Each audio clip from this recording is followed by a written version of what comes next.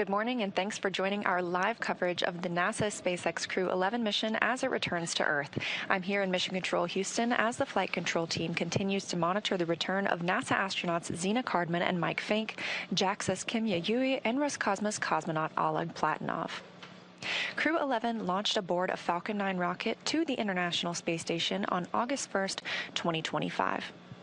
On January 7th, the agency announced it was postponing a planned spacewalk originally scheduled for January 8th, while teams monitored a medical concern with a crew member living and working aboard the orbital laboratory. That crew member has been in stable condition. NASA announced the following day its decision to return Crew-11 to Earth from the International Space Station earlier than originally planned in order to properly monitor the crew member's health on the ground. Thanks for joining us today. I'm NASA's Leah Cheshire Mustachio, and I'm joined by my colleague at SpaceX in Hawthorne, California, Kate Tice. Thanks, Leah. I'm Kate Tice, Senior Manager of Quality Systems Engineering here at SpaceX.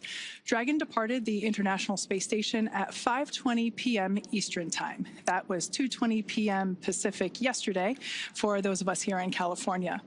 They are now on their way to the targeted splashdown site off the coast of San Diego. Splashdown is planned for approximately 12:41 a.m. Pacific, 3:41 a.m. Eastern.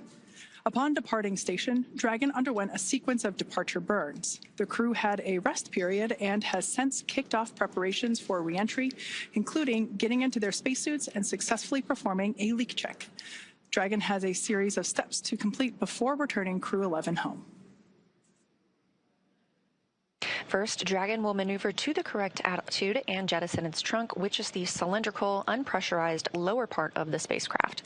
The trunk is currently connected to the aft or bottom section of Dragon, where the heat shield is located.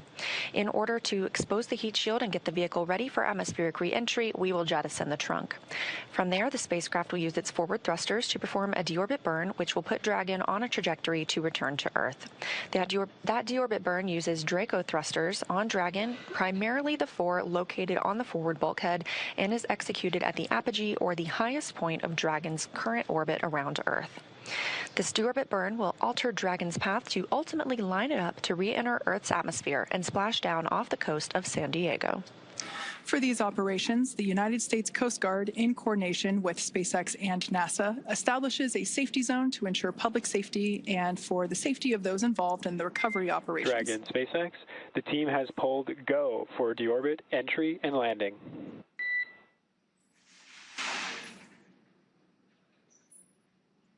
Dragon copies. Go for deorbit entry and landing. Great news there from SpaceX Core to our commander, Zena Cardman. Now, back to the recovery at hand, there are multiple notices that are issued to mariners in advance around the area and during recovery operations, and Coast Guard assets may be deployed to discourage boaters from entering the splashdown zone. Now, we want to stress to the public the need to respect this safety zone, as recovering a spacecraft from the water is a hazardous operation. Any other boats interfering increases risk to the astronauts and the spacecraft, the teams working to recover them from the water, and the safety of those that come too close. So for the safety of the crew and your own safety, we recommend that you sit back and watch on NASA TV and the SpaceX webcast, and we'll be bringing you the best possible views of our astronauts' homecoming. Now, once the crew returns to Earth, they will be flown to a local hospital for continued monitoring and checkouts using additional medical equipment not available aboard the space station. As NASA's Chief Health and Medical Officer J.D. Polk discussed last week, the crew member is stable and we were able to monitor their condition in orbit, but we want to take advantage of resources on Earth to provide the best care possible. NASA maintains relationships with local hospitals to ensure readiness for any post-landing needs, and for this return, we are utilizing that option as part of our normal preparedness process. Let's take a minute to meet our returning crew. NASA astronaut Zena Cardman is completing her first spaceflight. She holds a Master of Science in Marine Sciences from the University of North Carolina, Chapel Hill, and has experience with NASA research in the Canadian High Arctic. She has also supported real-time station operations and lunar surface exploration planning. Next up is NASA astronaut Mike Fink, who is now a veteran of 4 spaceflights. He has spent 549 days in space, and that includes 9 spacewalks that total 48 hours and 37 minutes spent outside the orbiting lab. Fink is a certified pilot for Boeing Starliner and SpaceX's Dragon, and a co-pilot and flight engineer on Soyuz, plus a mission specialist on the Space Shuttle. Exploration Agency, or JAXA, astronaut Kimiya Yui is completing his second trip to the space station. He was selected as an astronaut by JAXA in 2009 and recently hit a milestone of 300 days in space. Rounding out the crew is Roscosmos cosmonaut Oleg Platonov, who was selected as a cosmonaut in 2018 and is completing his first spaceflight.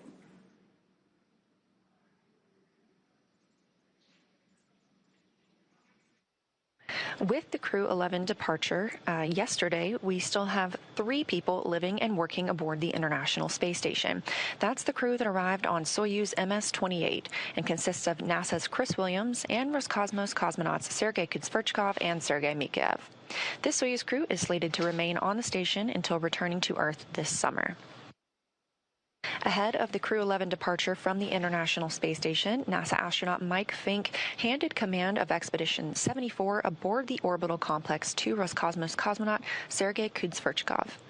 Crew-12 is currently scheduled to launch as soon as mid-February, and alongside our international and commercial partners, NASA is always evaluating the timeline to include other launch opportunities, and we'll provide more information when that's available. As we mentioned earlier, we have a few final steps that Dragon will perform prior to atmospheric reentry. The slew, or the maneuver to deorbit burn attitude, and then the deorbit burn itself. This deorbit burn is the last time that the forward Dracos, which are the 4 thrusters located on top of the spacecraft, just under the nose cone section, it's the last time that they will ignite for this mission. The deorbit burn will place Dragon on a precise trajectory to return to the splashdown zone. As I mentioned earlier, that is off the coast of San Diego. We expect this burn to commence around 11:51 p.m. Pacific time. It will last about 13 and a half minutes or so. And this is essentially the transition point that Dragon undergoes while it moves from Earth orbit to reentry, atmospheric reentry. So it is the final moment in which we are essentially programming Dragon to fly itself back for its precise landing off the coast of San Diego.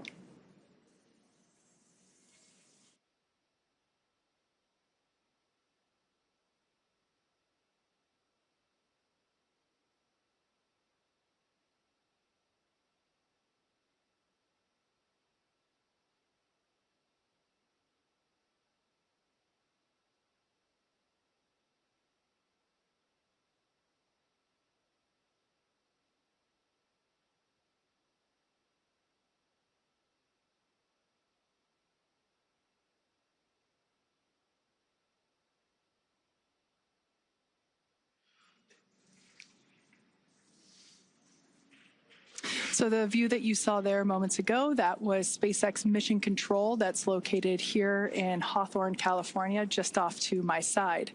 That is where our teams monitor Dragon, checking in on all of its systems to help make sure that the crew has a safe journey. Our team there in Mission Control will be following their progress all along the way. You can see operators there on console or on headset, and there are 6 key positions who are monitoring the health of the vehicle and the crew. The mission director, responsible for mission success, is in charge of the room. And then there's somebody that you've already heard once this morning. That person you'll hear talking to the astronauts throughout our operations today. You see them there on your screen. That is our SpaceX Core, which stands for Crew Operations and Resources Engineer. That is the singular voice to the crew. That person is responsible for translating everything that's going on in mission control around them and speaking and delivering those messages efficiently to the crew on board Dragon. Now, the other positions are focused on specific things like vehicle systems and navigation and control, avionics, software, propulsion, life support, and communications with ground segments.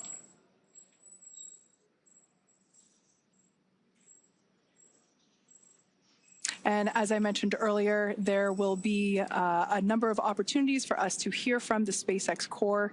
That is the person primarily responsible for communicating to our commander, Xena, and so she will be the person communicating back and forth with our crew here on the ground.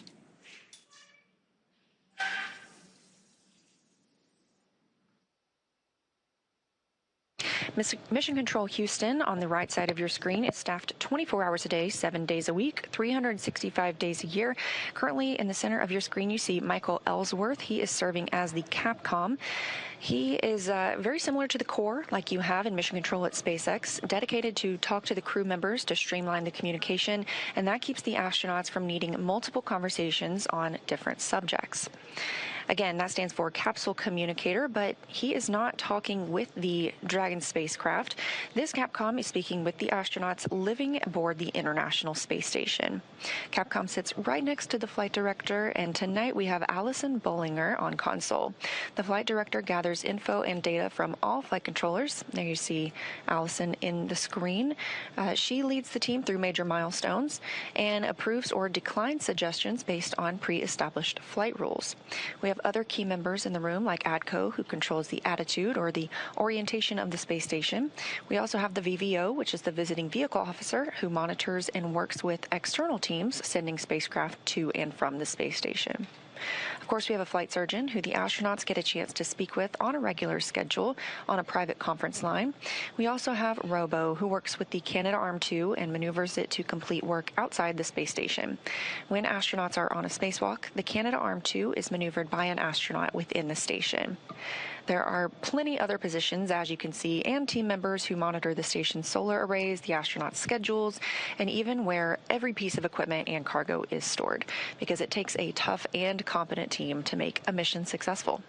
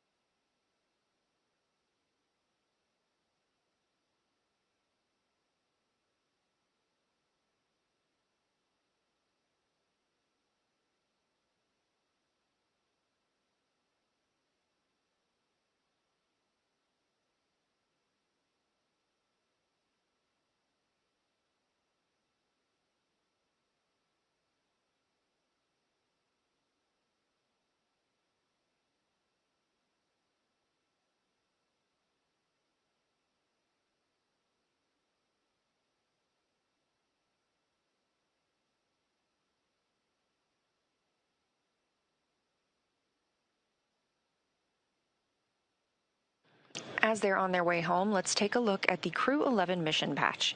This patch was designed by the crew, and its colors celebrate the 3 nations they represent. And the 3 stars honor their space agencies working together. 2 sunbeams form the number 11, shining on a tiny blue dot, which is our home on Earth.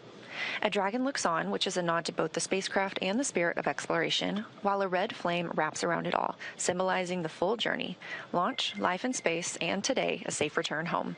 And if you look closely, you'll see a tribute to their children in the stars, which is a reminder that missions like this inspire the next generation.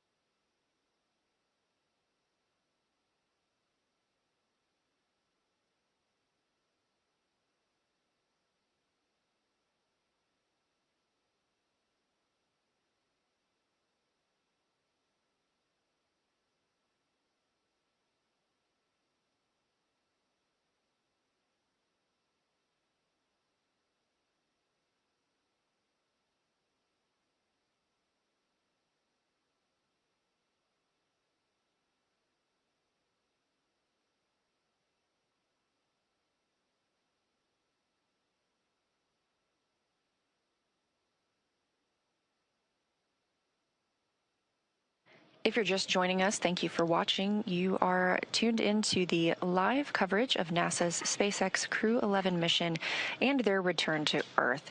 Again, we are expecting their splashdown at approximately 3:41 a.m. Eastern Time, but the next major milestone we're standing by for is the deorbit burn. That's at 2:51 a.m. Eastern Time.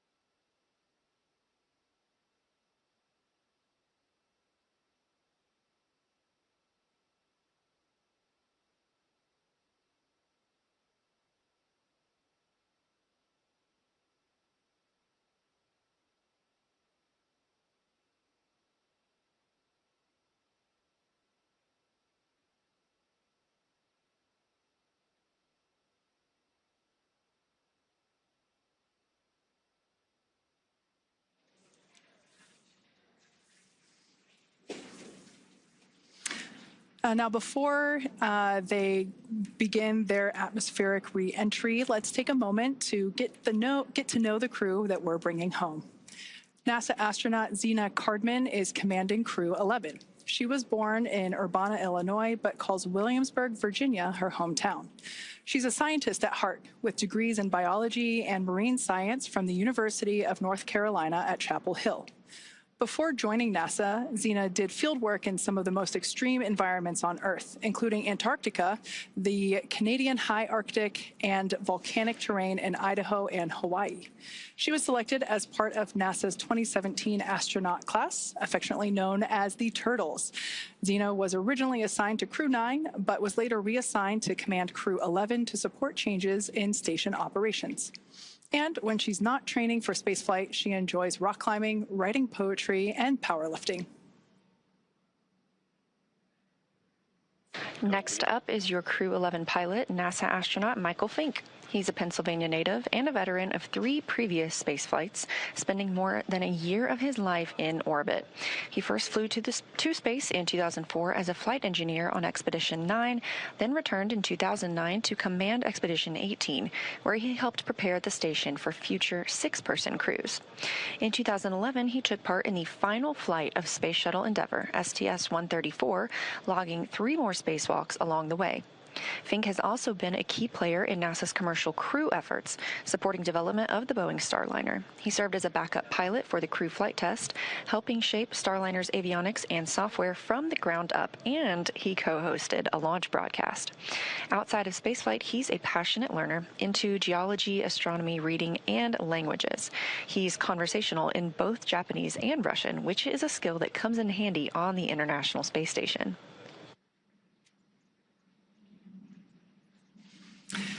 And your Mission Specialist 1 for Crew-11 is Kimiya Yui, representing the Japan Aerospace Exploration Agency, or JAXA. A former test pilot and Air Force officer, Yui graduated from Japan's National Defense Academy in 1992 and rose to the rank of lieutenant colonel in the Japanese Air Self-Defense Force. He was selected as a JAXA astronaut in 2009 and made his first trip to space in 2015, spending 142 days aboard the International Space Station as part of Expeditions 44 and 45. During that mission, he made history as the first Japanese astronaut to capture JAXA's H-2 transfer vehicle, a crucial piece of cargo hardware. He also helped build out a new experimental module inside Kibo, Japan's laboratory on station, and carried out Dragon SpaceX, 5 minutes to deorbit sequence start.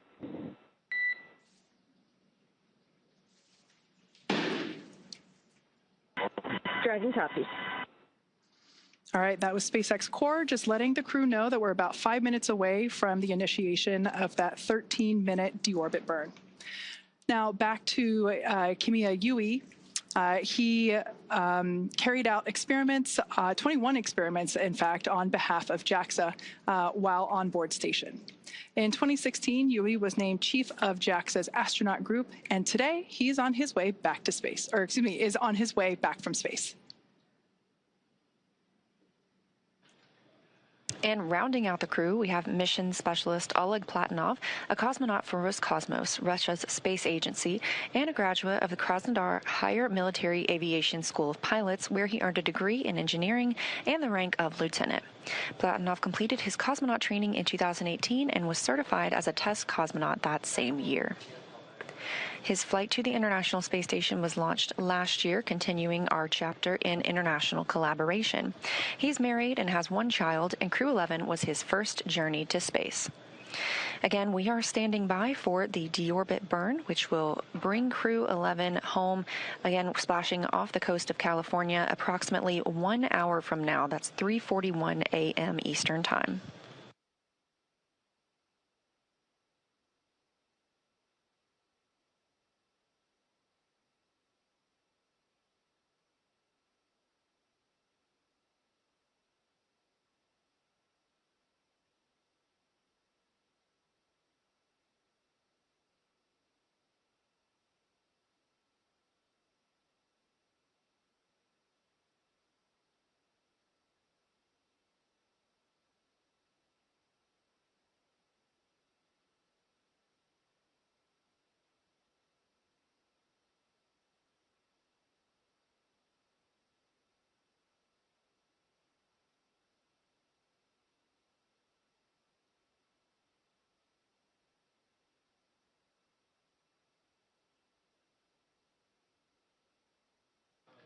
During their time in orbit, Crew-11 celebrated 25 years of continuous human presence aboard the International Space Station.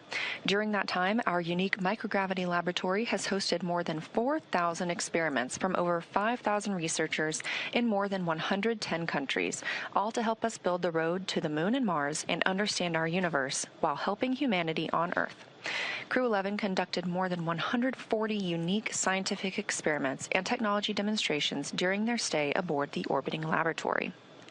Continuing the space station's legacy of groundbreaking science, Crew-11 worked on experiments to understand bone loss and studied bioprinted human tissues to understand or to ensure the health of astronauts on future missions and improve the quality of life for patients on Earth.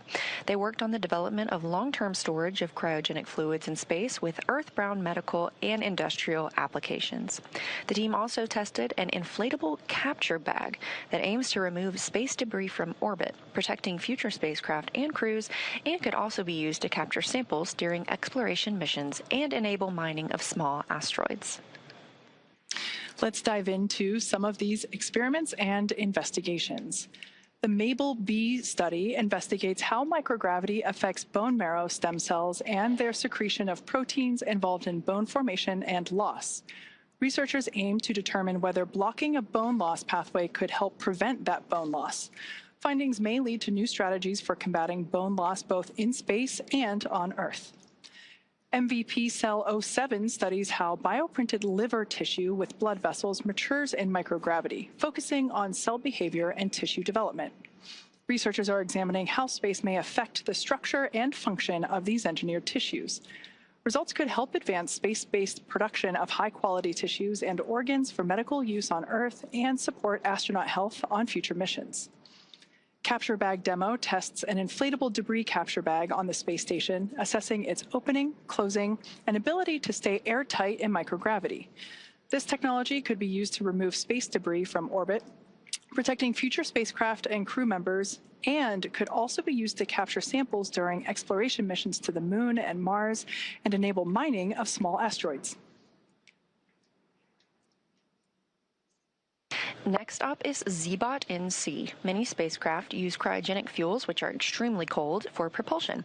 These fuels must be kept extremely cold to stay liquid, but SpaceX's temperature fluctuations can cause them to slowly evaporate and escape the tank. This creates fuel efficiency and mission planning. So ZBOT-NC investigates how specific types of gases affect pressure control in propellant tanks in space. The data collected will help validate models and contribute to the design of more efficient cryogenic fuel storage systems for long-duration missions. Rounding out this list, Bionutrients 3 aims to develop an on-demand method for producing essential nutrients in space using bioengineered yeast, helping maintain crew health on long-duration missions while reducing launch mass. Building on previous studies, it introduces advanced food safety features and tests 3 sample types: yogurt, kefir, and a yeast-based beverage. The project aims to identify a food-safe, genetically engineered organism that remains viable over multiple years to produce a mission-relevant nutrient or biomolecule of interest.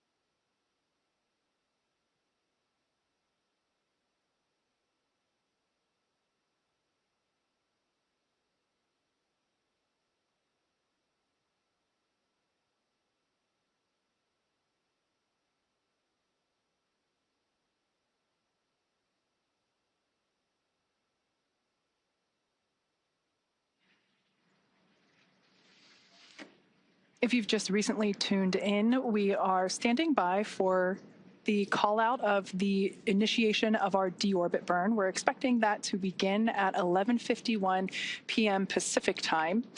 This is a 13.5-minute long burn that positions Dragon for its atmospheric reentry and splashdown off the coast of San Diego.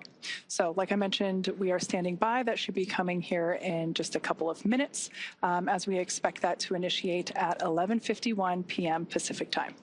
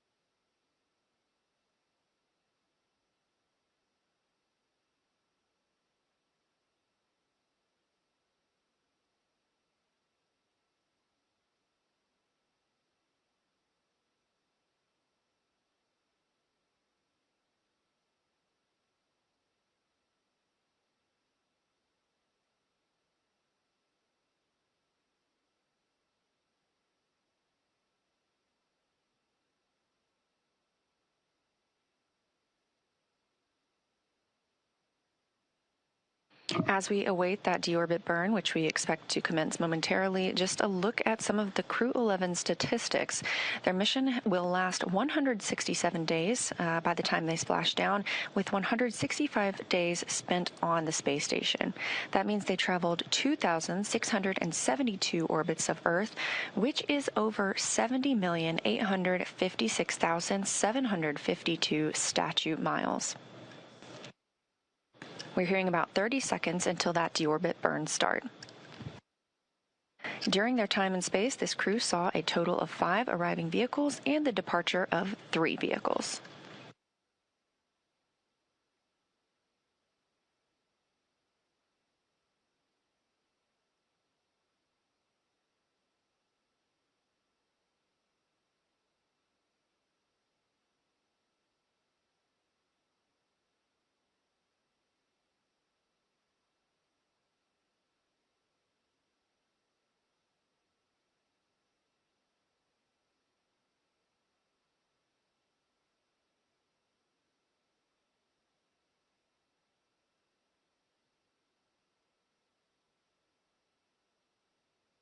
And right on time, at 2:51 a.m. Eastern Time, we have confirmation that the deorbit burn has begun.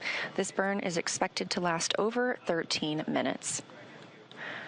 For these return and splashdown operations, the United States Coast Guard, in coordination with SpaceX and NASA, establishes a safety zone to ensure public safety and for the safety of those involved in the recovery operations, as well as the crew aboard the returning spacecraft. Multiple notices are issued to mariners in advance and during recovery operations, and Coast Guard assets may be deployed to discourage boaters from entering the splashdown zones. We want to again stress to all of the public the need to respect this safety zone. Recovering a spacecraft spacecraft from the water is a hazardous operation, and any other boats interfering increases risk to the astronauts in the capsule. The team's working to recover them from the water and the safety of those that come too close. Now, for the safety of the crew and your own safety, we would love for you to continue joining us on NASA Plus and the SpaceX webcast, because you're going to get the best views of our astronauts on their journey home.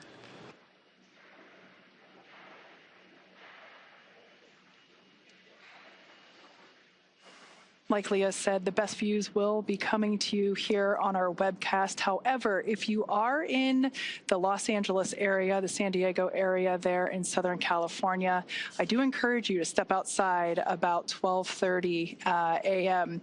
as you might be able to see the spacecraft actually re-entering on its way there back to the Splashdown site. And if you're lucky, you might even hear a sonic boom. Now, as always, NASA and SpaceX jointly select our splashdown location, and for today, the primary recovery site is there off of the coast of San Diego. The selection process works with a lot of different variables, including the space station's orbital trajectory, what landing sites are available and have favorable weather, how much free flight capability that Dragon has for the trip home, and of course, the sleep schedule for the returning crew members. We'll start with calculating daily return options based off of the space station's current orbit and Dragon's capabilities to maneuver and line up for re-entry. The time from undock to landing at the primary site can vary from less than 6 hours to more than 39. For Crew-11 this evening, their journey is going to be about 10.5 hours in total. Of course, getting home the quickest comes with some obvious benefits, but we always have to make sure that the crew is properly rested for all these dynamic operations. And of course, that would prevent us from scheduling 20-plus-hour days for them. Trajectory and ballistics experts provide the daily opportunities that would line up with the Dragon as it's coming back to the landing zones. And then we split them into what we call ascending and descending opportunities.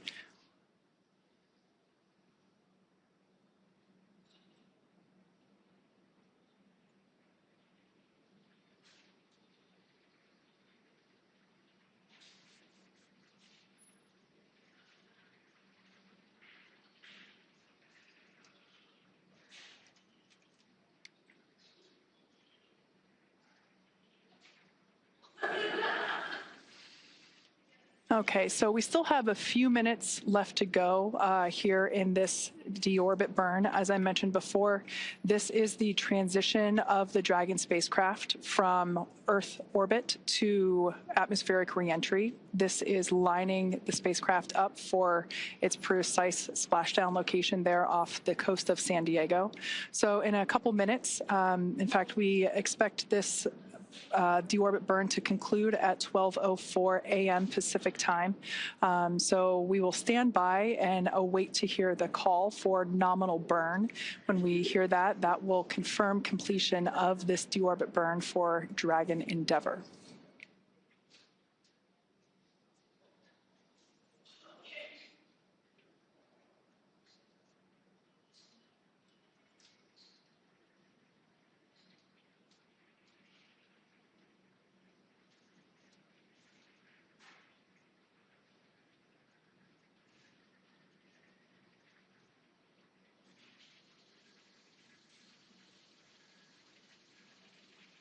As I mentioned earlier, we will hear primarily the SpaceX core, or the crew operations and resource engineer. That is the primary role in mission control that is responsible for communicating with the Crew-11 spacecraft. That individual is seated there on the left-hand side of your screen. That is SpaceX Hawthorne Mission Control. Also seated there, I believe I see my boss, SpaceX Vice President Bill Gerstenmaier, sitting there in the front row. This group of operators are standing by and monitoring Dragon's progress throughout this burn.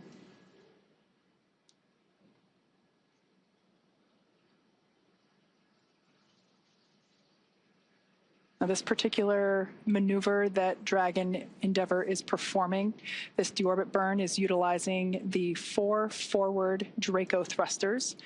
We say forward because that indicates that it's basically the language indicating that they're located at the top of the Dragon spacecraft. These 4 Draco thrusters, this is the last time that they will be utilized for this mission. This deorbit burn will last for a total of about 13.5 minutes.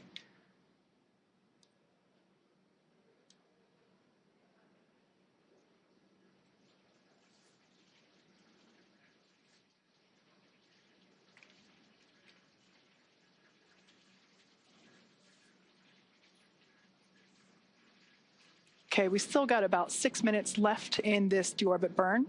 As we wait for a conclusion of the deorbit burn, let's talk about Dragon Endeavour's journey from the space station so far.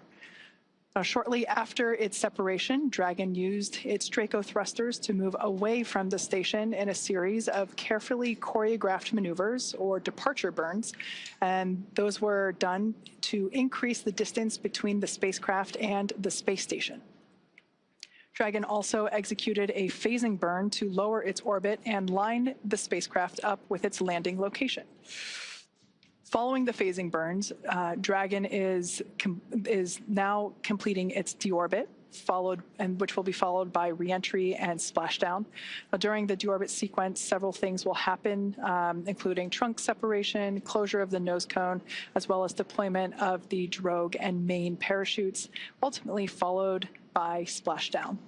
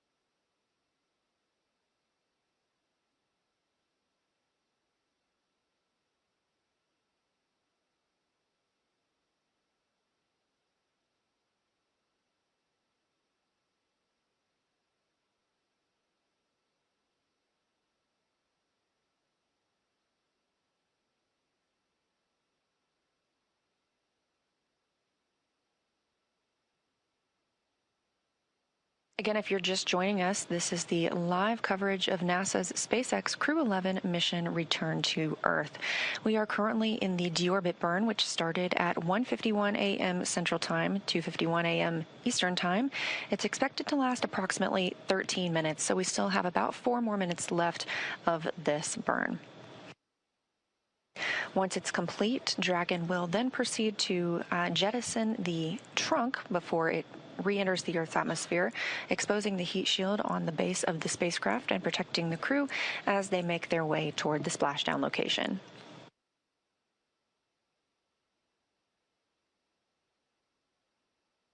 And we are anticipating splashdown at 3:41 a.m. Eastern, 2:41 a.m. Central Time off the coast of California.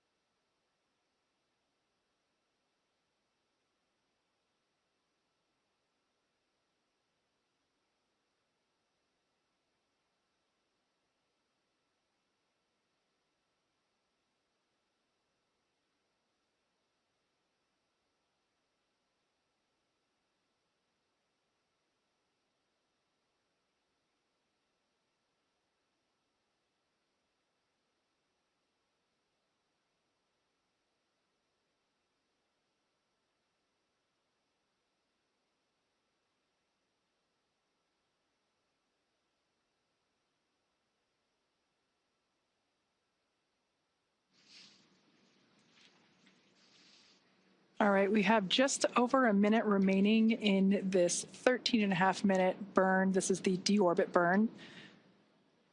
This is the final burn for the forward Draco thrusters. It is placing Dragon on its final trajectory to the Splashdown location off the coast of California.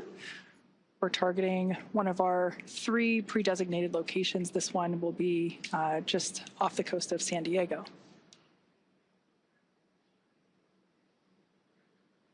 Shortly after the burn concludes, we should hear a call out indicating that the burn was nominal. This would be good news and letting us know that we are continuing with progression of our milestones.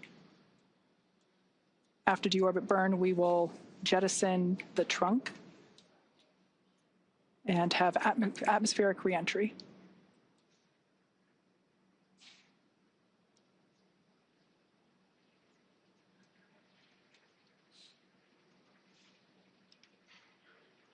All right, so there's about 10 seconds left in this burn, so we're going to stand by and listen for that call out.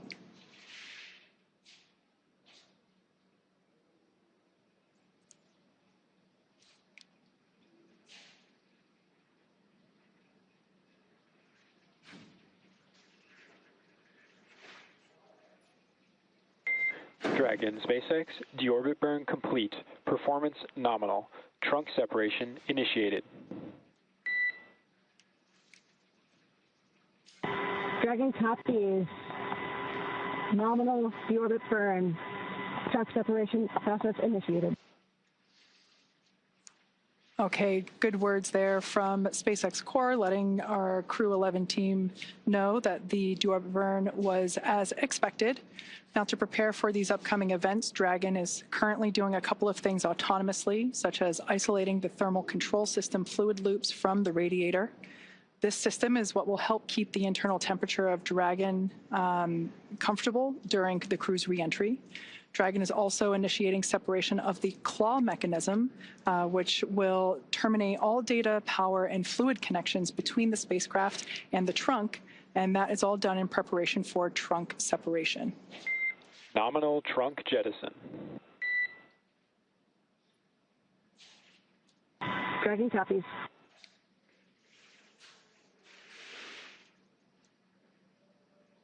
All right, great news there. We heard the call out for successful trunk separation. So that means that telemetry is looking good. The nitrox system is primed for cabin and suit cooling, and the heat shield is exposed and ready for atmospheric entry. Now, since we separated the trunk, we are no longer able to generate any new power, but we don't need to since we're coming on home and Dragon has more than enough battery power already stored. So the next milestone that we have coming up is nose cone closure. We expect that at approximately 12:09 a.m., so here in about 3 minutes. The nose cone is at the top of the spacecraft, and it is the structure that protects the docking system as well as the guidance, navigation, and control system. We'll be using 12 hooks to lock and secure the nose cone prior to its atmospheric entry.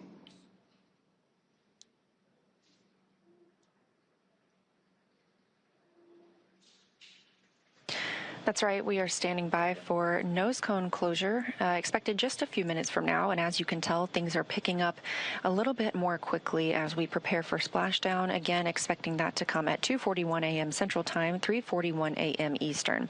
So right now, Dragon is inhibiting those forward bulkhead Draco thrusters. We just used those to complete the deorbit burn, meaning they will not fire again, and ensuring it's safe to latch the nose cone for re-entry. The vehicle has, we are also anticipating it to initiate the nitrox suit purge. This helps keep our crew members, Zena Cardman, Mike Fink, Kimya Yui, and Oleg Platonov, cool and comfortable during re-entry, which we're expecting in about 20 minutes. At this point, the nose cone, we are standing by for that closure to begin, protecting that forward hatch for re-entry. And the crew will be able to use their screens to monitor the locking of the nose cone, which is done by that set of hooks. Underneath the nose cone is also the hatch that the crew members use to ingress and egress, also known as enter and exit the International Space Station while the spacecraft was docked. Now, once they splash down, they'll be using the side hatch to exit the spacecraft and onto the recovery ship. That side hatch is what they used to enter Dragon back in August when they launched to the space station.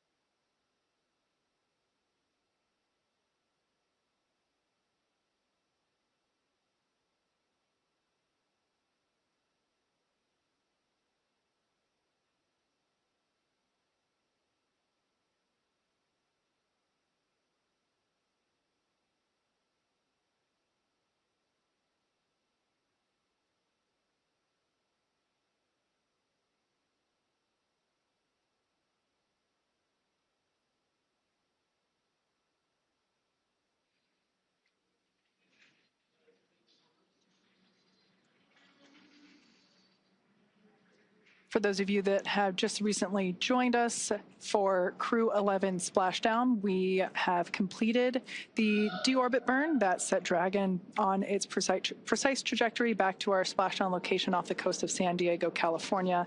We've also jettisoned the trunk, and we've just closed the nose cone. So these are the final physical changes for the Dragon spacecraft prior to its atmospheric entry. And we expect that entry period to begin about 12:30 a.m. Pacific time, so in about 20 minutes or so.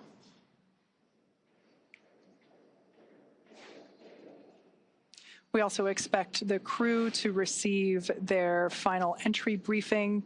This is where the SpaceX core will communicate any changed details, such as timeline shifts to the anticipated loss of signal and acquisition of signal, as well as the entry period. We should also find out what the wave height and wind speed is there at the splashdown location. But when I was coming into work this evening, I did see some stars outside, so hopefully that's a good indication that we've got some smooth seas out there awaiting the crew.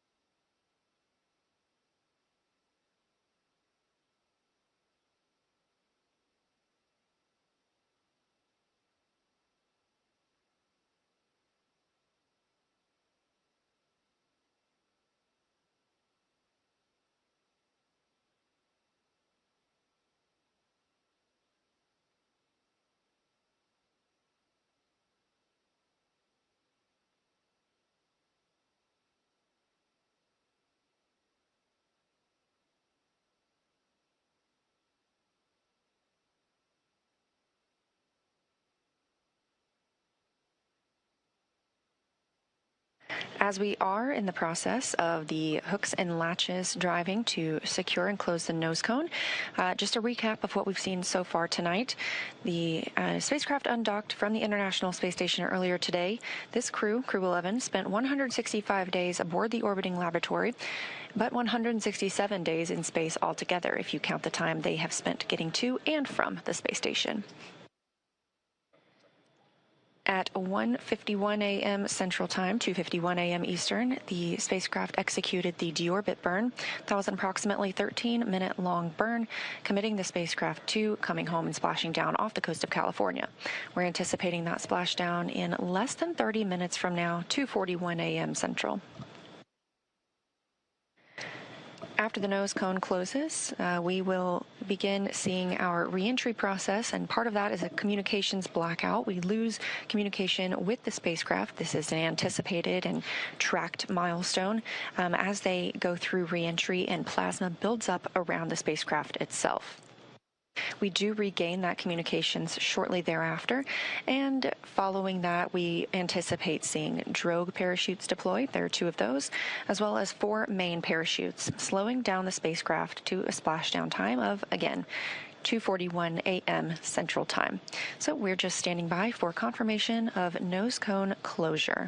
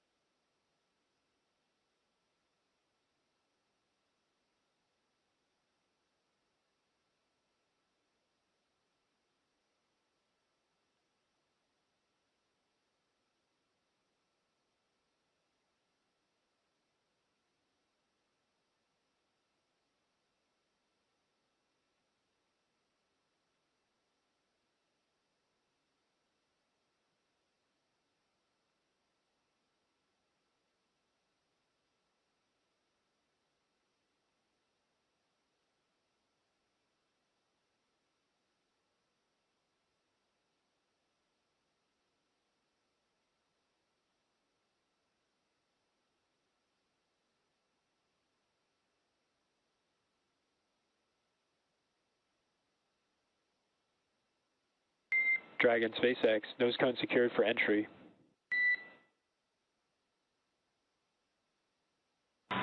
Dragon.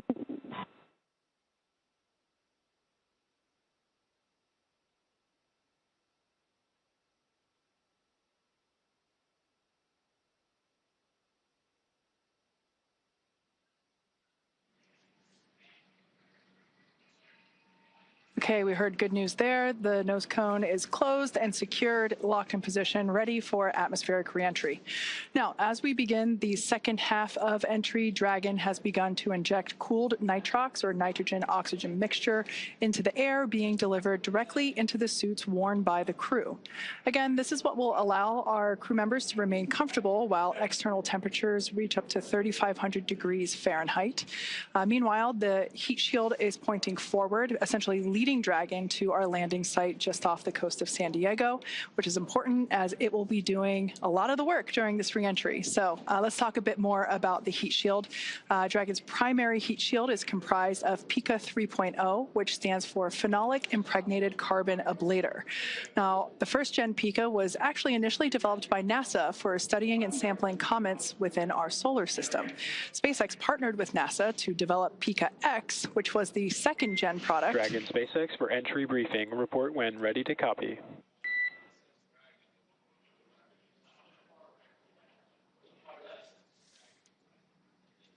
Ready to copy.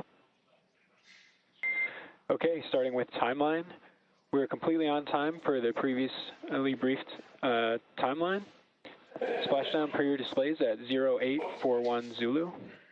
COM blackout start 0828. Blackout end 0835. How copy?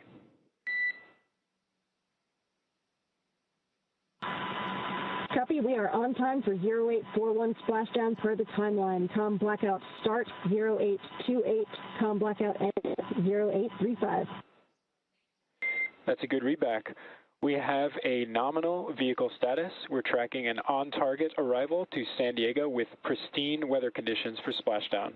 Recovery team is on site and ready to support.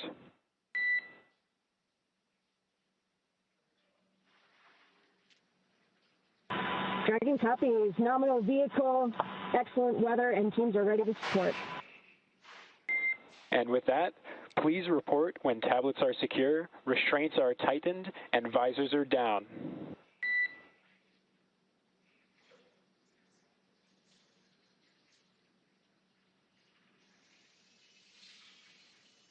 SpaceX Dragon, tablets secure, restraints tightened, and visors down.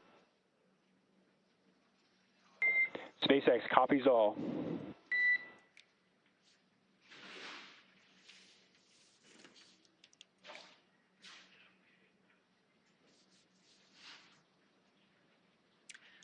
All right, so as expected, that was our entry brief to the crew, letting them know that there were actually no updates to the anticipated timeline this morning. So that's great news. Everything is looking well on timed with our anticipated timeline. So as we mentioned before, we expect our anticipated loss of signal to occur around 12:28 a.m. Pacific. So in just about 8 minutes from now, we will have, we anticipate that signal to be regained or anticipate that signal to be acquired again at 12:35 a.m. Pacific time. Now, sometimes we are able to hail the crew a little bit earlier than that. Sometimes we get those communications back. And then once again, splashdown at 12:41 a.m. Pacific. So again, if you're in Southern California, head outside and look up. Now, let's get back to talking a little bit about the heat shield. As you know, we're talking about this signal loss, and that's due to part of what's going on with that heat shield. So SpaceX partnered with NASA to develop the second generation heat shield product, and that was actually used on all of the Dragon 1 CRS missions that resupplied the space station on 20 missions. Then fast forwarding to PICA 3.0, that was developed specifically for use on Dragon 2 crew and cargo with enhanced structural and thermal properties that optimized the heat shield and drove down cost and mass. So the remainder of Dragon is composed primarily of a SpaceX proprietary ablative material.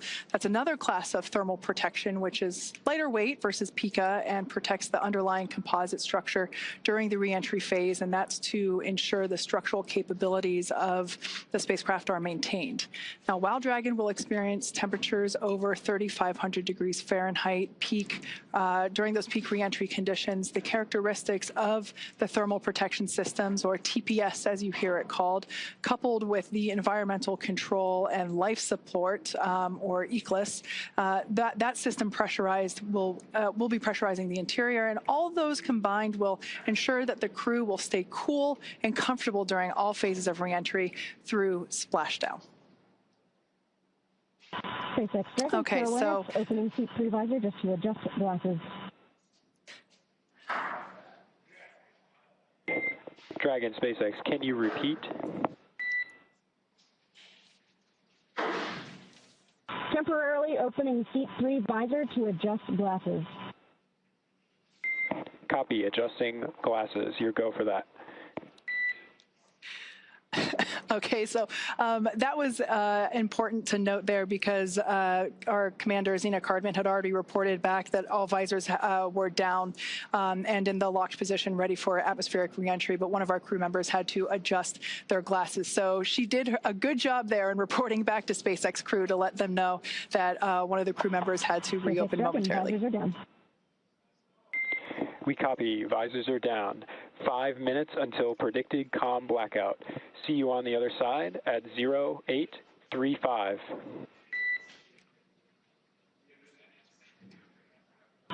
Copy 0835. Talk to you soon.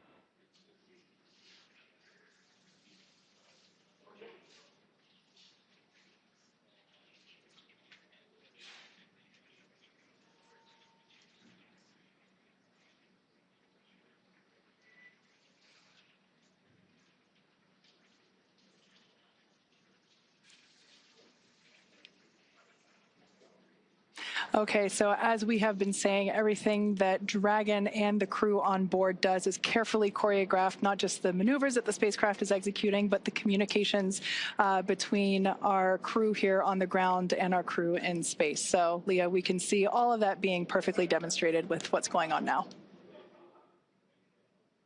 Absolutely, and we are standing by for the reentry portion when we expect to lose communications with the spacecraft, but we will regain that communication after they have begun re-entering the atmosphere. So once Dragon has re-entered the Earth's atmosphere, a series of parachutes will deploy to slow the crew's descent. First will be the 2 drogue chutes, followed by the 4 main chutes to guide Dragon to its first contact with Earth since launching in August. Dragon will automatically deploy these parachutes when different pressure and positioning sensors on the spacecraft detect that they are at the right speed and altitude. The spacecraft velocity at drogue deploy is approximately 350 miles per hour, and they deploy at about 18,000 feet. You're getting a live look inside the cabin right now. That's Crew-11 preparing for their re-entry period. Again, having spent 165 days aboard the space station, and when they splash down, capping a 167-day mission. Before they can splash down, though, a little bit more about those parachutes. The next that we will see deploy will be the main parachutes. There are 4 of those. They deploy at approximately 119 miles per hour, or I should say when the spacecraft is traveling about 119 miles per hour, and they deploy at about 65,000 feet. And at splashdown, Dragon is traveling approximately 16 miles per hour, which is a pretty good deceleration from the about 17,500 miles per hour that they were traveling while in Earth orbit with the International Space Station. Now, the highest G load the crew will experience during re-entry is approximately 3 to 5 Gs, so about 3 to 5 times what we are experiencing right now standing on Earth. This view is over the shoulder of Commander Zena Cardman and pilot Mike Fink of the Crew-11 spacecraft. In this view, you can see their crew displays. They're able to monitor everything happening with the spacecraft. However, all the next milestones should be completely autonomous and hands-off for the crew.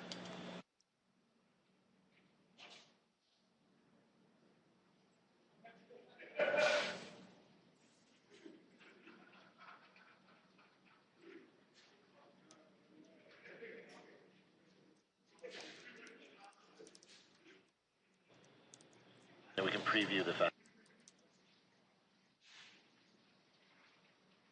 We just heard that the crew is in entry attitude, and we are anticipating losing this view and losing our audio communications with the crew in just a minute or so as they enter this entry interface. They'll be traveling and experiencing heat outside the capsule at approximately 3,500 degrees Fahrenheit. And as they are traveling and re-entering Earth's atmosphere, a plasma builds up around the capsule that prevents us from communicating back and forth with the crew. We expect to regain communications with them about 7 minutes later, but we're still getting great views right now.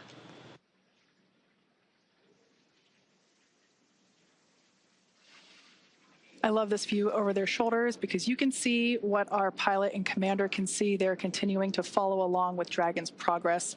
As Leah mentioned, we have designed the spacecraft to be completely autonomous. Dragon is flying itself, so they are able to monitor along with everything that's going on. I also want to momentarily point out on the bottom of your screen there, you have some graphical interfaces there that represent the speed and the altitude. And it looks like we've lost our views there as that, we are now entering the period of anticipated loss of signal. This is where, as Leah mentioned, the plasma is beginning to build up on the exterior of the capsule as we expect. This happens with every spacecraft reentry for Dragon, and so this lasts just a few minutes. But I want to momentarily note that there on the bottom right-hand corner of your screen, you can actually see something pretty cool where when one of the Draco thrusters ignite to fire and help steer the spacecraft, you will actually see that they're represented on the interface there. Now, the four in the middle, those are representing the four forward Draco thrusters. We won't see those ignite at all because those were last utilized in the 13-minute deorbit burn that we completed earlier. Those are located under the nose cone, which has been closed, locked, and secured. So everything that you'll be seeing are the thrusters that are located on the side of our spacecraft, and that is enabling Dragon to fly itself home to its predetermined splashdown site off the coast of San Diego, California. For about a minute and a half until we have that atmospheric reentry. Once again, if you're in Southern California, head on outside and look up. There's a good chance that you might be able to actually see Dragon streak across the sky, look toward about the north and the west. As we mentioned before, we have entered a communications blackout period, which lasts about 7 minutes due to the plasma formation on the exterior of the capsule. We've got about 5 minutes remaining until we believe we can acquire that signal again. Now, during this time, no vehicle telemetry is received by Mission Control or the recovery team, and no external commanding of the vehicle or voice communication is possible. But like I was saying, Dragon is designed to fly itself. During this reentry, the vehicle will be slowing down from its orbital velocity of about 17,500 miles per hour, and it's slowing down. The atmosphere is really doing a lot of the work in conjunction with that heat shield to dispel that velocity. That results in heat, and that is why we have this plasma building up on the exterior of the spacecraft. It'll slow down to about 350 miles per hour, thanks to the heat shield and the atmosphere. And so at that point, we'll deploy the drogue parachutes. But during reentry, the top temperature that Dragon experiences will be about 3,500 degrees Fahrenheit. So pretty warm on the outside, but there is cool nitrox air being flowed through the suits that each crew member is wearing. So we ensure that they remain comfortable during this brief journey through the atmosphere.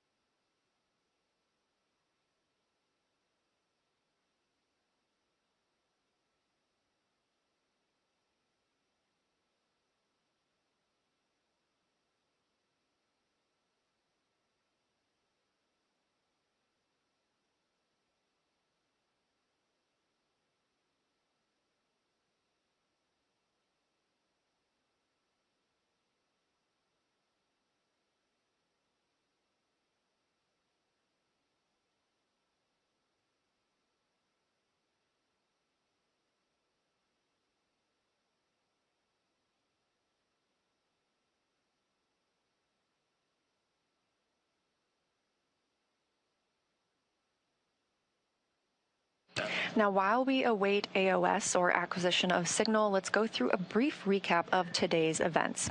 Hatch closure took place at 2:29 p.m. Central Time after all 4 crew members floated into Dragon for their ride home. They took time to configure the spacecraft cabin, put on their suits, and get seated ahead of undocking, which occurred at 4:20 p.m. Central.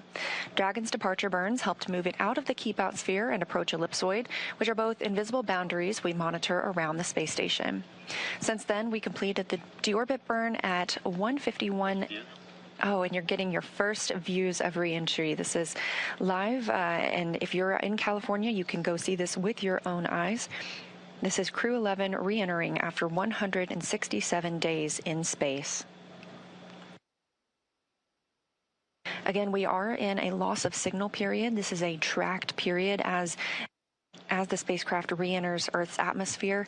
We anticipate regaining signal with Crew-11 momentarily, and when the spacecraft reaches an altitude of 18,000 feet above Earth, 2 drogue chutes will deploy to slow it down ahead of the 4 main parachutes deploying at 6,000 feet in altitude.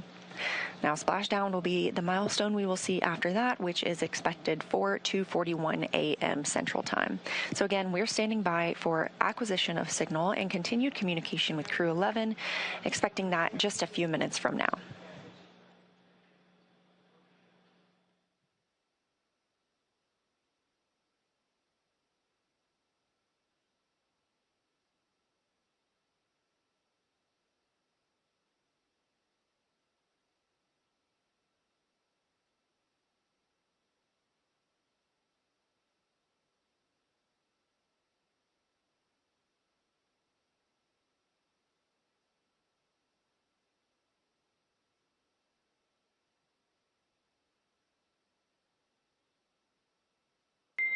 Dragon SpaceX, comm check. SpaceX Dragon, loud and clear. We have you the same, loud and clear. Expect automated chute deployment. Copy, automated chute deploy expected.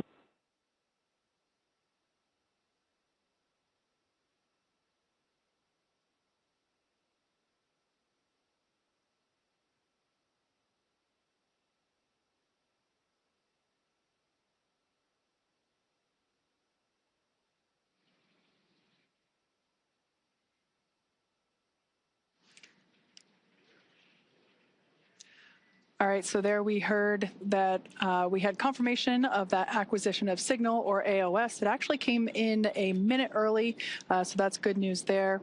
We heard the core inform the crew to expect drogue parachute deployment that happens when Dragon senses the right speed and altitude.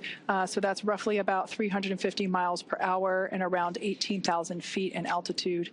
There we have a view from... GPS converged. Expect nominal altitude for drogue chute deploy. Dragon copies, expecting nominal altitude.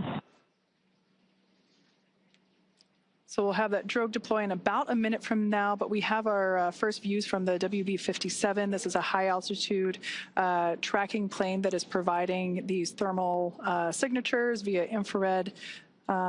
This is really cool to see here as we continue to track Dragon on its way back to planet Earth.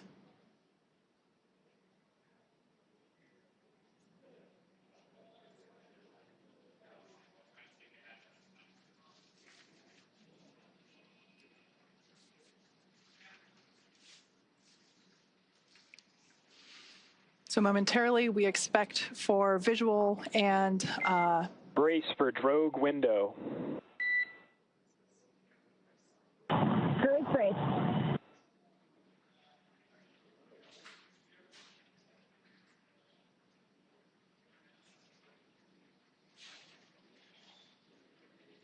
Dragon has safed the propulsion system as we anticipate drogue deployment any moment now.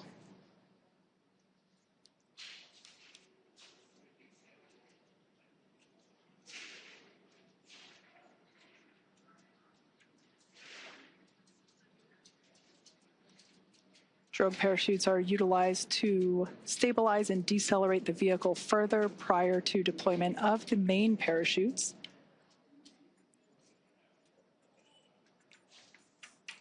Drogue should be deploying here in a couple seconds, and mains will follow in about 1 minute.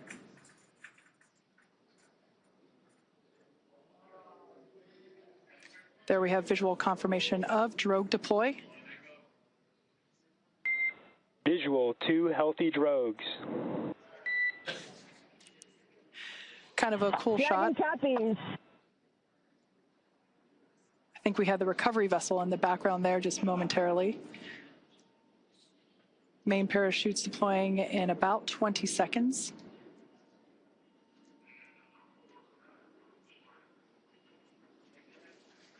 The main parachutes deploy when the vehicle is about 119 miles per hour and around 6,000 feet.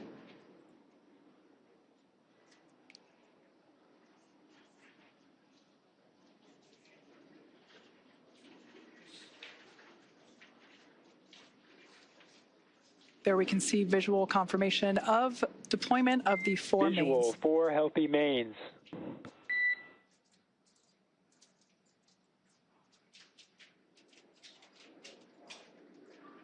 These main parachutes help decelerate the spacecraft even further. So they deploy around 119 miles per hour, and they'll decelerate it down to about 15, 16 miles per hour. And that will be the speed in which the spacecraft is traveling upon splashdown. Once again, we're anticipating splashdown at 12:41 a.m. Meters. Copy, 1,000. We'll now begin to hear Crew-11 Commander Zena Cardman call out the altitude from her seat there in Dragon Endeavour.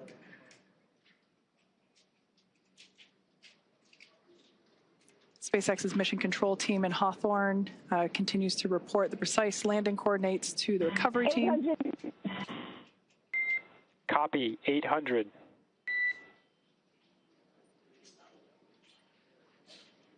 Those main parachutes now fully reefed or inflated.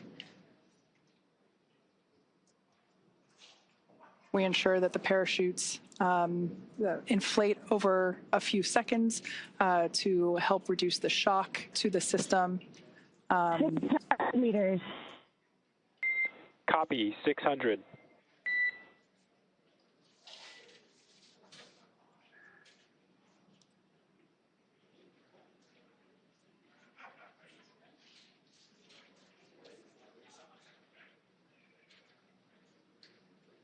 All around great views of Dragon Endeavour as it continues its way back to Earth.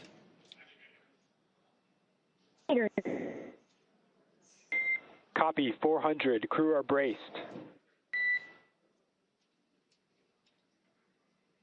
Standing by for splashdown.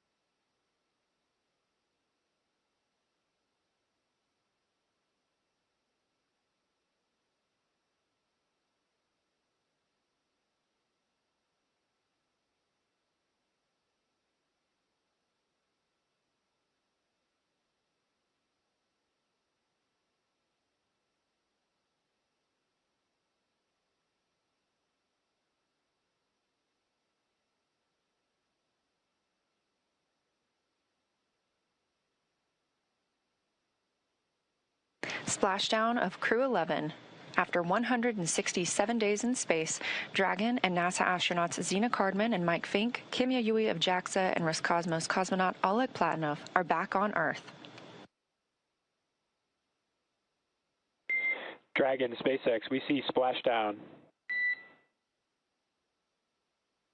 SpaceX Dragon, copy, concur. Splashdown and mains are cut. We are in 4.800.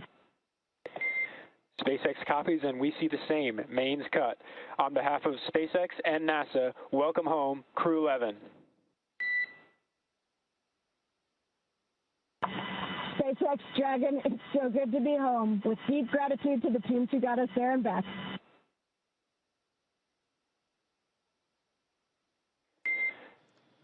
Vehicle safety verifications in progress. We'll report back when recovery personnel are en route. Dragon copies.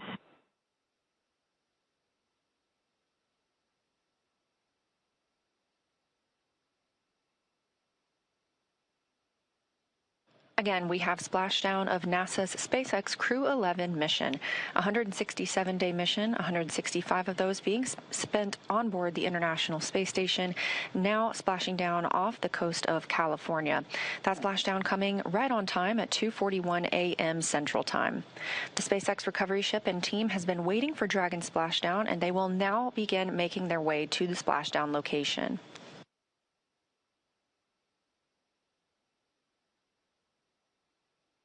It looks like we even have a couple of visitors around the spacecraft. If you look very closely, you might even see some dolphins.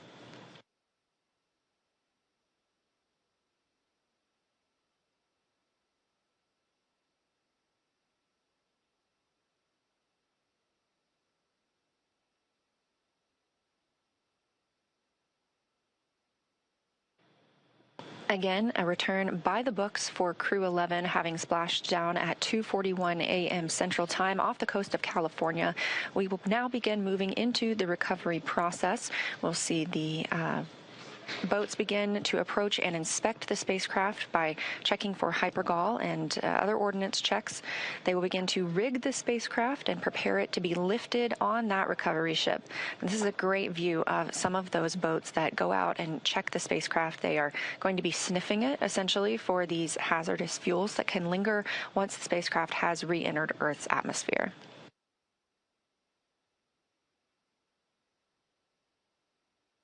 SpaceX Dragon, 49800, Section 3. We are in Stable 1. SpaceX copies. Stable 1.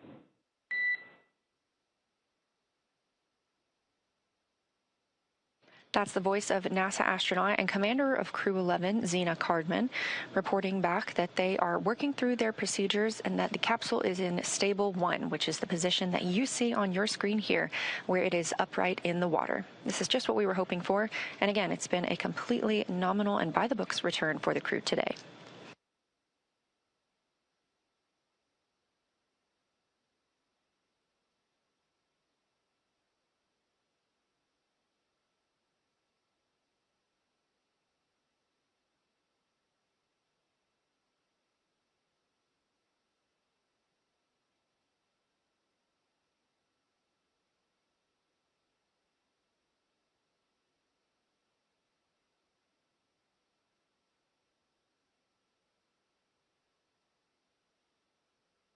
This is a live view of Crew-11 aboard Dragon from the SpaceX recovery vehicle, or from their SpaceX recovery ship.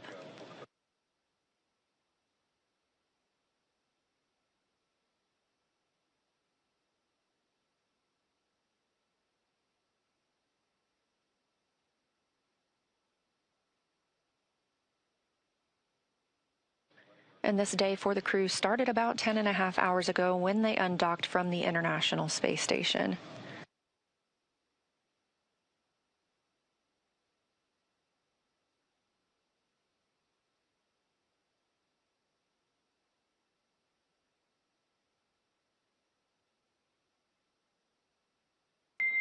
SpaceX Dragon, recovery SpaceX. teams have been given the go to approach. SpaceX is go for recovery personnel to approach.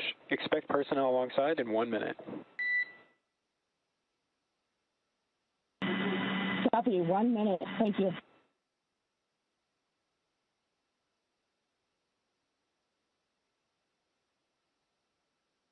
And you just heard that call out from the Corps in Hawthorne, California, to the crew aboard Dragon, that the SpaceX personnel who have been in the general vicinity of Dragon's anticipated splashdown location now have the go to approach the spacecraft and begin that recovery process.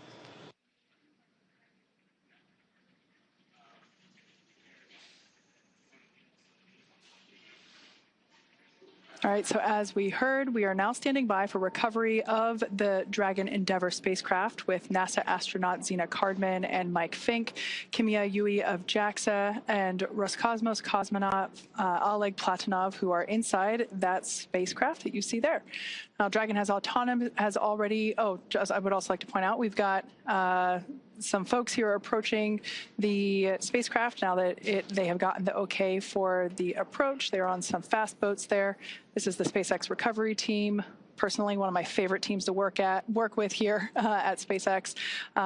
They're a really scrappy crew, and they're going to work really quickly here to get the Crew-11 team out of the water. And it's always a lot of fun to watch these operations proceed. Now, Dragon has already autonomously completed several steps to safe itself following splashdown. For those of you that perhaps just joined us, the return has gone very smoothly so far, as Leah had mentioned.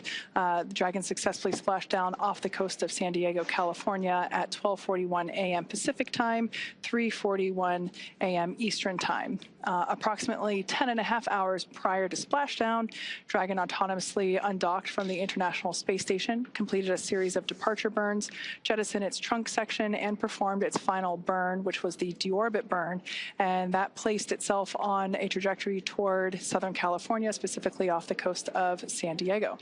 So Dragon successfully re-entered the Earth's atmosphere, followed by deployment of its parachutes to slow the spacecraft down to a gentle splashdown. So we're now going to follow the final part of the crew's journey as the Dragon spacecraft is lifted out of the water and placed on the recovery boat. So we see here the recovery team beginning to prepare. One of the most important steps will be to Dragon SpaceX, hypergol sweeps and unfired ordnance checks, nominal. Rigging in progress, approximately 25 minutes until capsule lift. Stand by for PMC. The next call you hear will be from SpaceX flight surgeon on Dragon to Ground Private. Dragon copies. 25 minutes until lift. Standing by for PMC. All right, we heard there that the crew will have an opportunity for a private medical conference with the flight surgeon. That is standard for all of our crew returns. That will be done on a private channel. Great view here from the drone. This is our first look at the front side of Dragon Endeavour. I love this view because you can see the lights on the inside.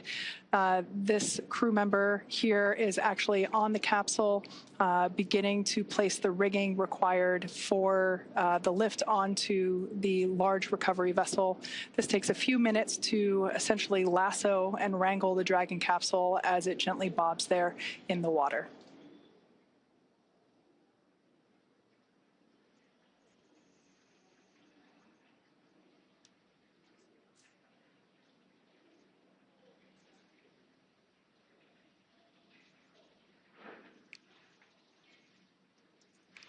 Not in the picture, there is another fast boat that is recovering the parachutes from the water. Those were automatically cut or released from Dragon upon splashdown, and we retrieved those from the water. This fast boat here is helping to assist the rigging of the required straps and equipment for the spacecraft recovery.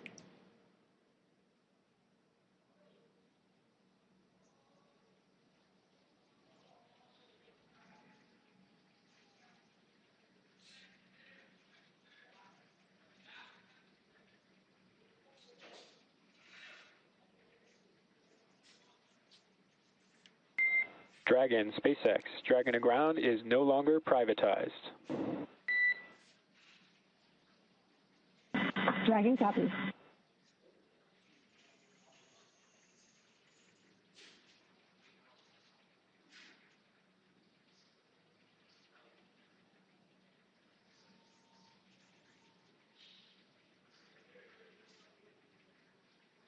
SpaceX recovery team continues to maneuver around Dragon Endeavour as we continue progress of placing the recovery straps required in order to safely lift the spacecraft out of the water.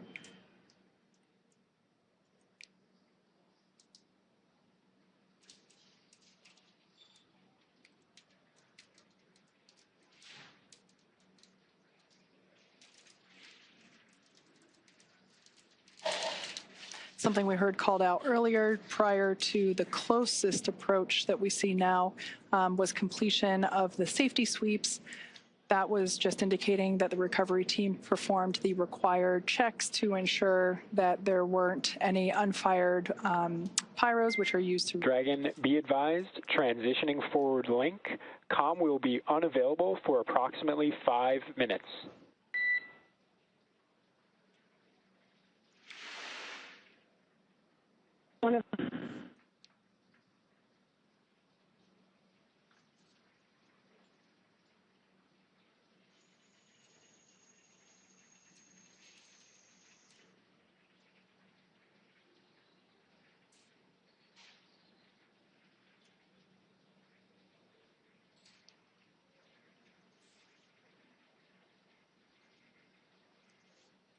Earlier, prior to atmospheric reentry, we heard SpaceX Core report to the crew during the, during the entry brief that recovery conditions were almost pristine, and he was not joking. It seems that the weather, the waves are pretty smooth out there. And Leah mentioned earlier that there are some dolphins out to play as well. Perhaps we might be able to get to see those as the recovery vessel gets a little closer to the spacecraft.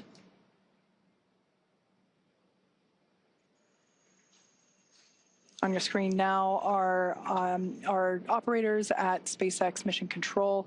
They continue to monitor Dragon Endeavour during these recovery operations, as well as communicate directly to the recovery team.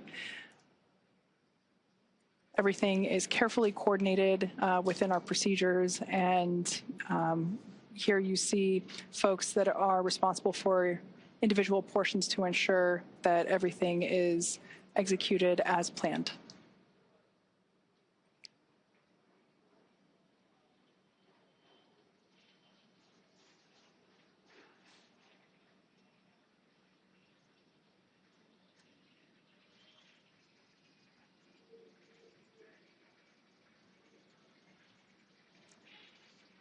If you've just recently joined us, we had a perfectly nominal re-entry of Dragon Endeavour. The crew splashed down exactly on time at 12:41 a.m. Pacific time off the coast of San Diego. The recovery team has arrived at the splashdown location and are placing the required straps onto the Dragon spacecraft. The crew are safely inside. Nobody is allowed to pass go just yet. We still have to lift the spacecraft out of the water and onto our recovery vessel. Dragon SpaceX, forward link transition complete. Comm check. We've got you loud and clear. We have you the same.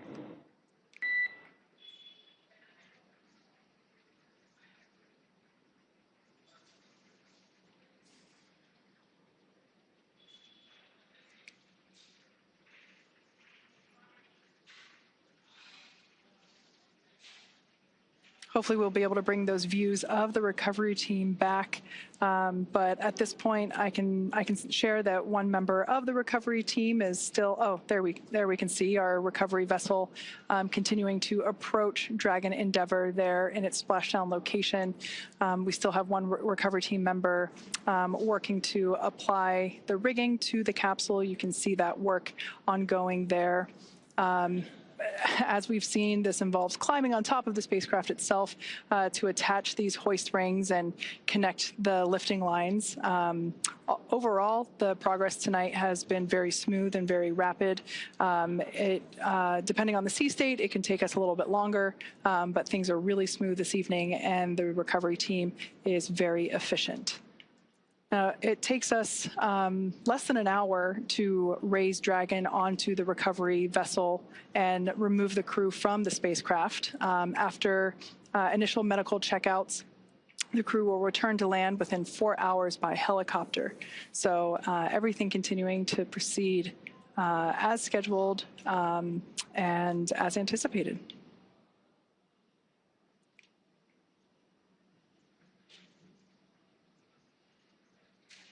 The ring that you see there on the deck of the, of the recovery vessel, that is what we refer to as the nest. That is where the Dragon Once lifted out of the water using the hydraulic lift there at the aft end of the recovery vessel, the Dragon spacecraft will be lifted and placed into that nest, and that nest will then be translated forward on the recovery vessel up to where the egress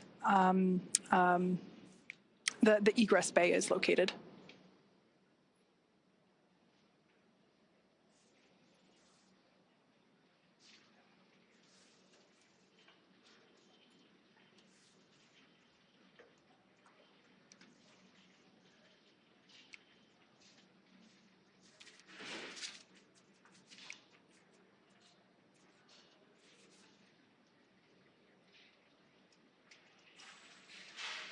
Yeah, so this is a great view there of the recovery team member that is responsible for placing the hoist straps and the rigging required to lift the the Dragon spacecraft out of the water, along with the recovery team members located in the fast boat, helping to provide the necessary light, as this is obviously a nighttime splashdown operation. We've done several of these before. As you can see there, the sea state is super calm, and I'm assuming some really nice conditions to be working in right now. Over time, we can see the primary recovery vessel. This is our recovery vessel Shannon, named after, of course, Shannon Walker, who flew on Crew-11. She is the first female astronaut to fly in our Dragon spacecraft. So we have this vessel named after her. And we can see Shannon slowly but surely getting closer and closer to Dragon Endeavour as it patiently waits there in the glass-like water.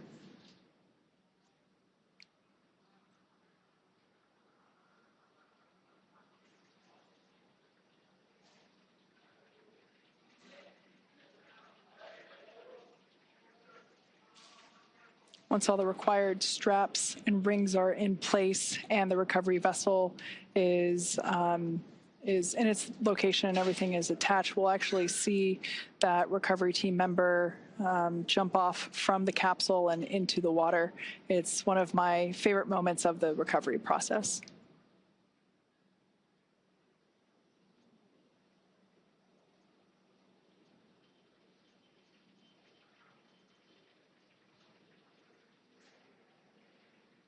I think we might, yep, there they are. The dolphins are back to play. We now have a better view of them. I'm sure they're very intrigued by all the lights that are in the area here in the middle of the night in Southern California.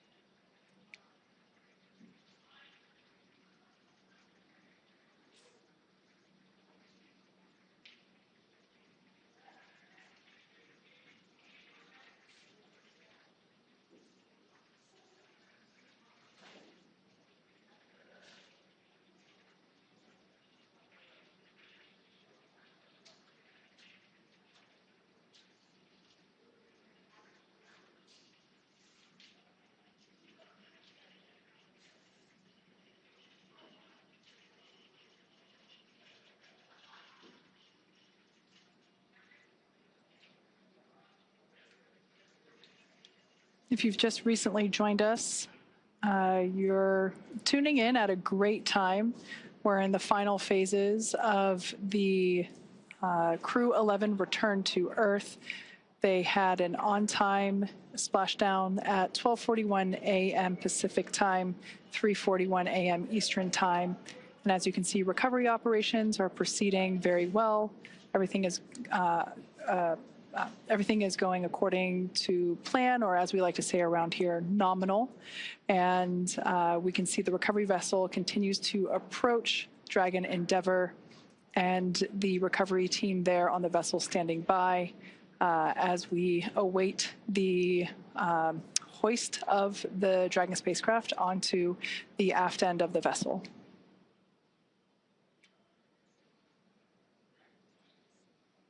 I can say once we make the final approach here to the Dragon spacecraft, the hoisting actually happens. It always takes me by surprise just how fast it is, because you can't really see the full size of the hydraulic lift or hoist there at the aft end of the recovery vessel, but it's pretty big and pretty strong. So we're able to lift the spacecraft out of the water. We can see there that the lines, the guidelines are attached, and they're going to line everything up here for the final approach and ultimately the lift into the nest there located at the back of the vessel.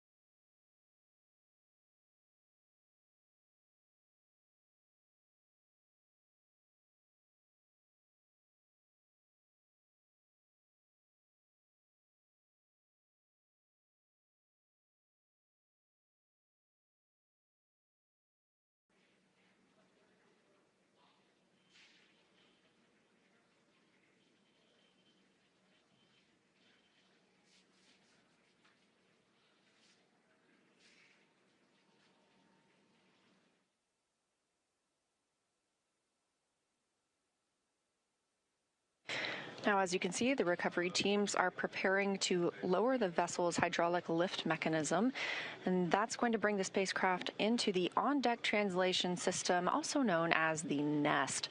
Dragon will remain in the nest during crew extraction and then for the journey back to port.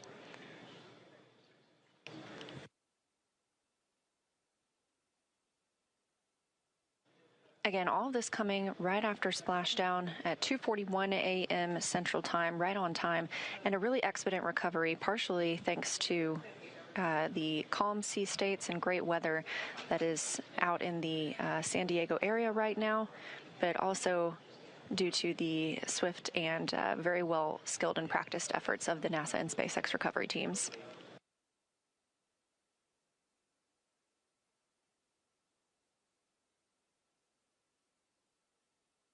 The spacecraft is now being lifted. It'll be set on the nest and centered. It'll be oriented so that the side hatch is facing forward for the crew to egress. It'll be moved into the hangar underneath that helipad that you see illuminated in green on the top of the ship, and then pulled towards the mezzanine area so that the crew can be helped outside of the hatch. Once open, a SpaceX medical doctor will be the first to check in on Cardman.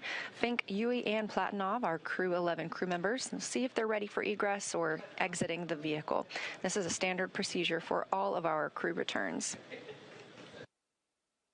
This view coming from the recovery vessel, as you see Dragon, and at the very bottom, that is the nest in which we were discussing, and that's where Dragon will remain now and all the way back to port.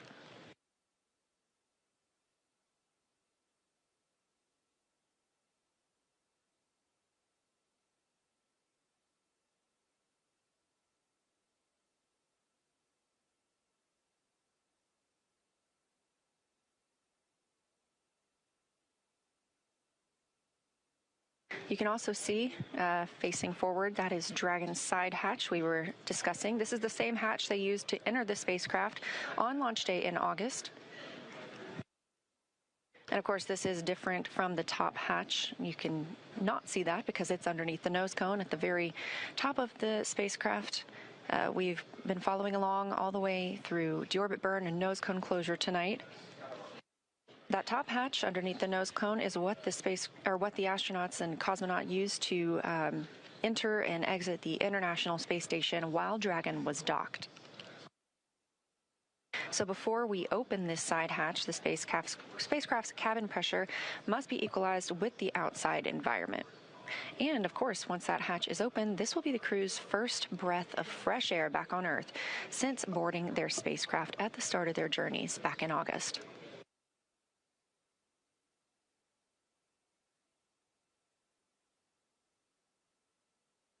Again, a very by-the-book return. Platform. Dragon copies. Now, that voice speaking with the astronauts and cosmonaut on the Dragon spacecraft is still coming from the core in SpaceX Mission Control in Hawthorne, California. These team members are making sure that all thrusters are covered before they begin to maneuver the spacecraft toward that egress platform. We'll be standing by live the entire time.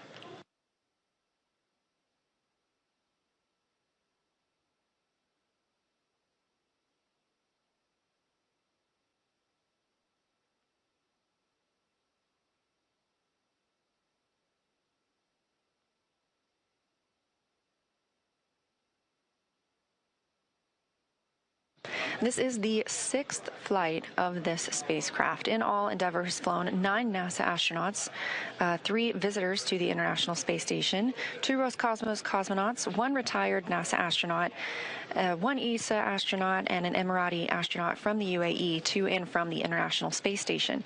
Again, this is the 6th mission for this Dragon spacecraft named Endeavour. First launching on May 30th, 2020 to the International Space Station. If you remember that date, that was the historic Demo 2 mission for the Commercial Crew Program, carrying NASA astronauts Bob Behnken and Doug Hurley.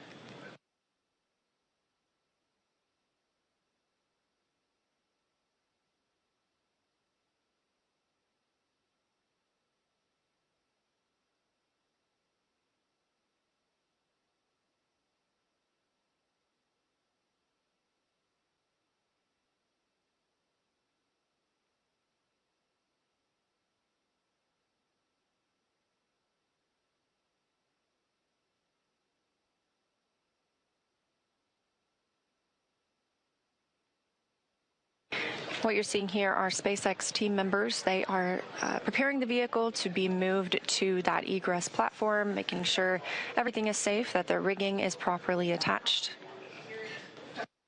This is really the final ride on Dragon for these Crew-11 crew members. One short trip to this egress platform, and then they'll begin being assisted out of the spacecraft. Completely normal procedures for all of our returns.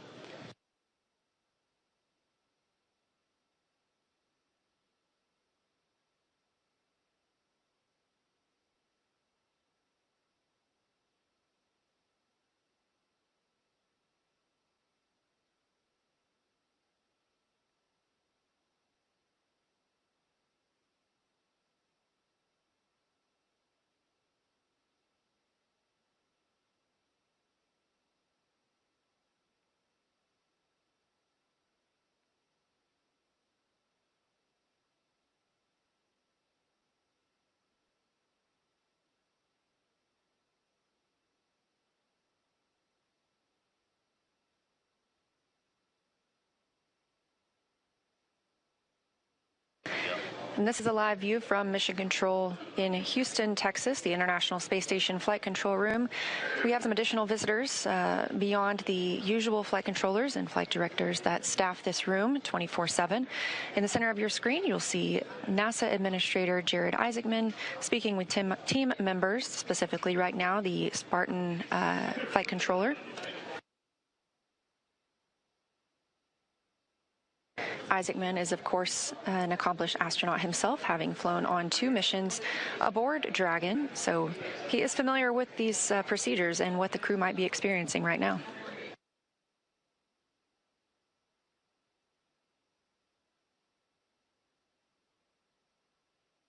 Back on the recovery ship, the teams continue to prepare to move Dragon to that egress platform.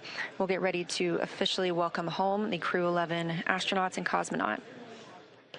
Again, that's NASA astronauts Zena Cardman and Mike Fink, JAXA's astronaut Kimya Yui, and Roscosmos cosmonaut Oleg Platonov, wrapping up a 167-day in space for these crew members.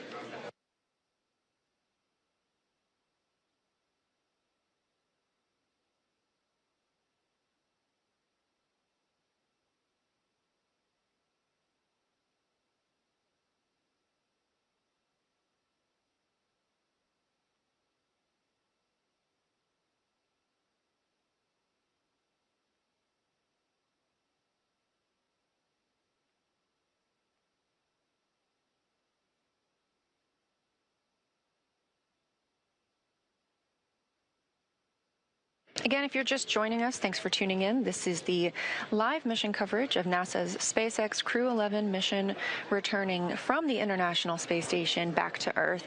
As you can see, this is the Dragon spacecraft, and splashdown occurred at 2:41 a.m. Central Time, right on time.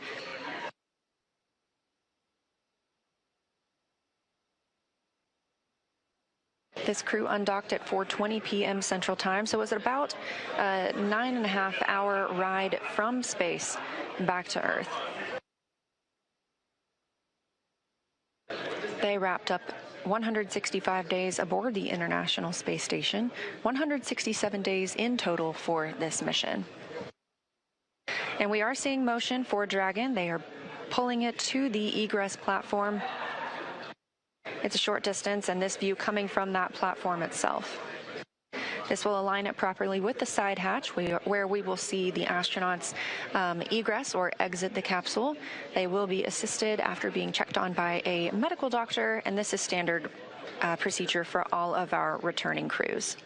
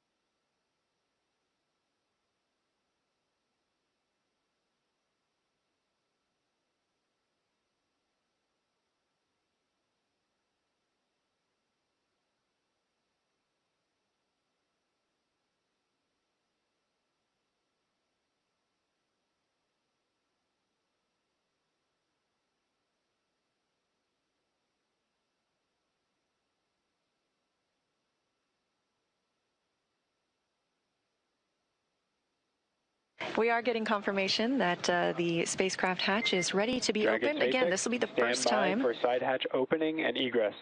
It's been an honor flying with you. Standing by for side hatch, and the honor is ours. Thank you so much.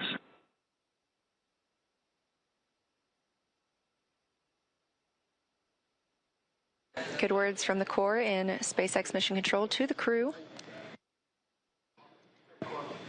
Again, with this side hatch open, this is the first breath of fresh air that this crew has gotten in 167 days since their launch back in August.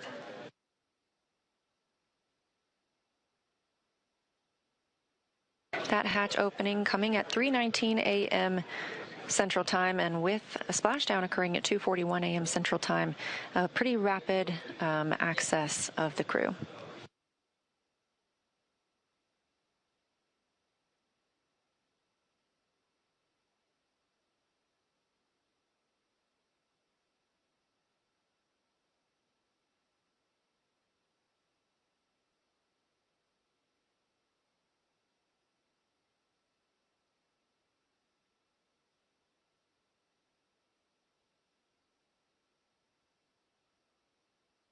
As previously discussed, the first team member to check on the crew is a SpaceX medical doctor, just giving them a once-over, making sure everyone's feeling all right and ready to exit the spacecraft. This is something we do with all crew members who return.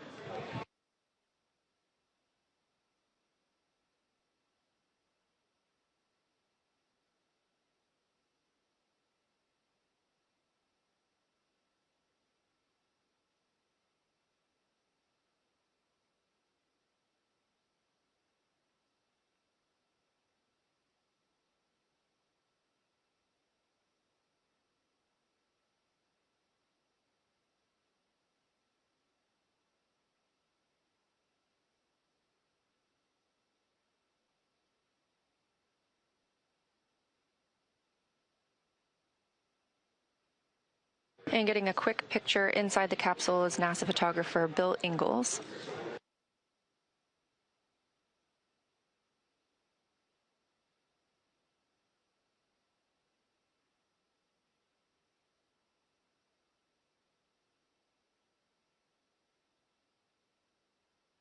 Hey, there's your live view inside Dragon Crew-11 back on Earth after 167 days in space.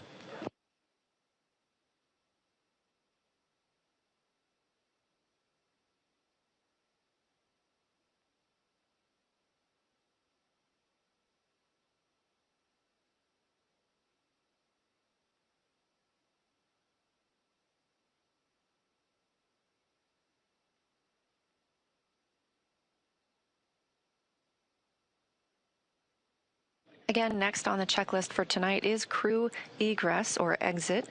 Team members will be assisting them as they are helped out of the spacecraft.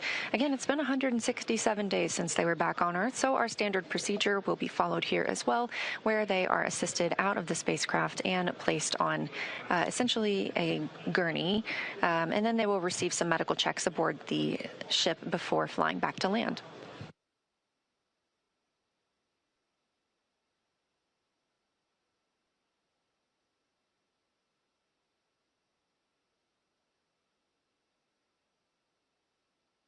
Team members inside the spacecraft from SpaceX's recovery team are helping remove some of those extra items that are in the spacecraft. You just saw the footrests being handed off. This will just make it easier for us to bring the crew out of the spacecraft.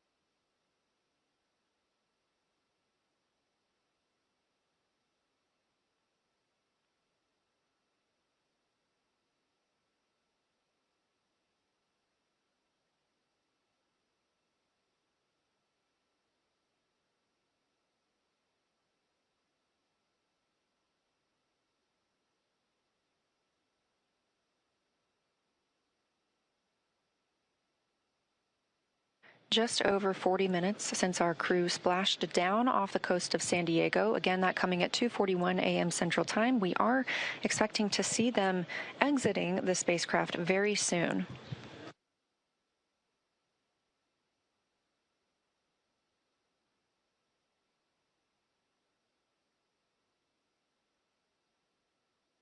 That's the chair the crew members will be helped into and moved back for their initial medical checks.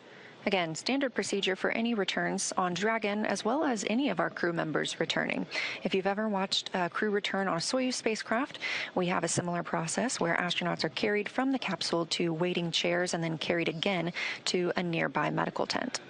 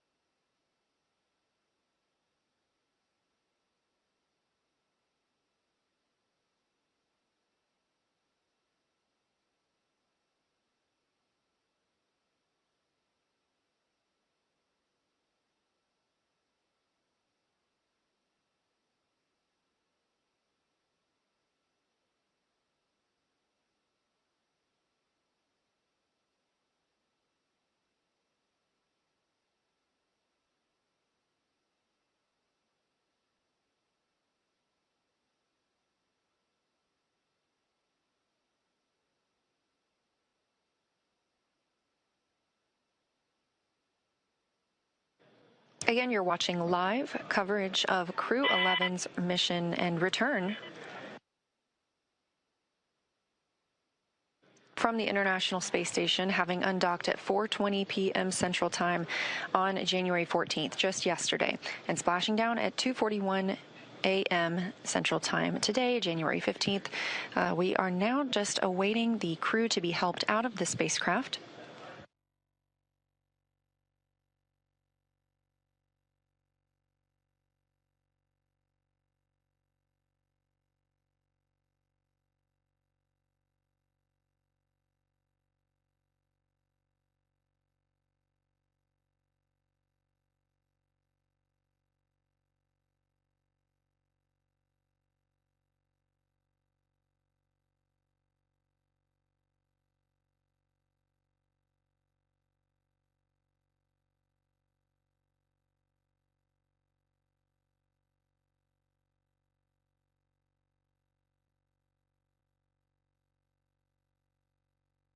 And it looks like our first crew member out of the spacecraft is NASA astronaut Mike Fink.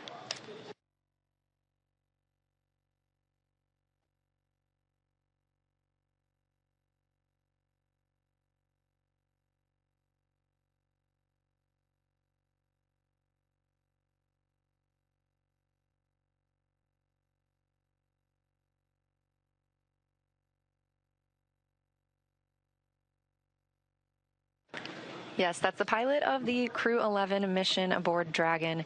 Fink now being taken to those standard medical checks.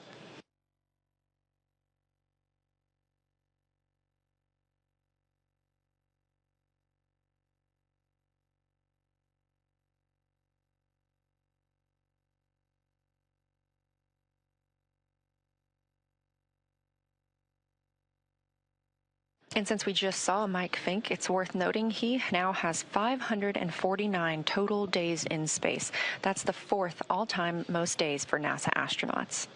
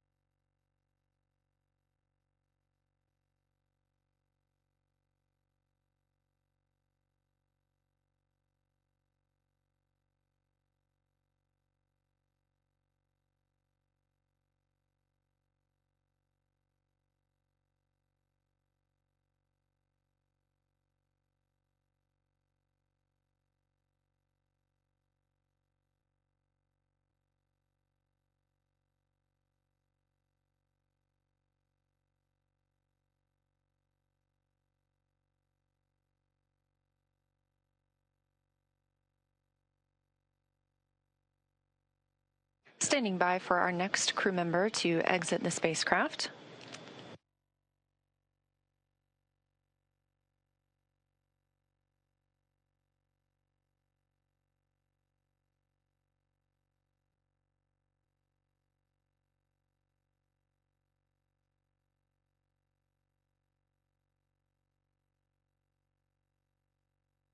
That's NASA astronaut Xena Cardman, wrapping up her first mission to space, commander of the Crew-11 spacecraft.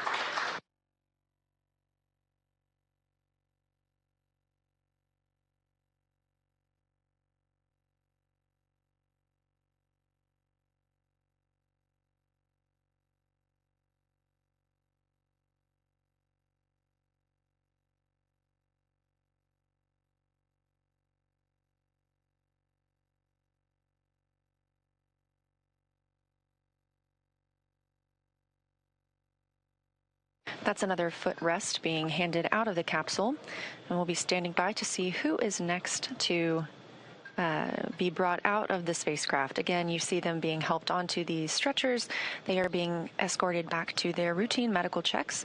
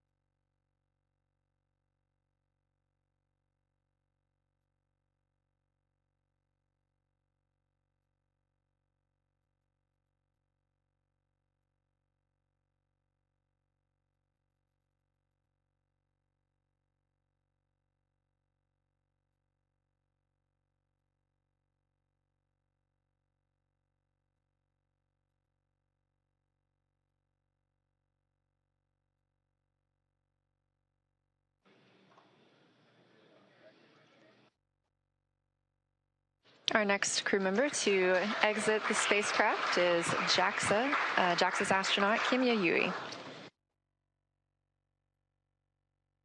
Yui just reached the milestone of 300 days in space across 2 missions.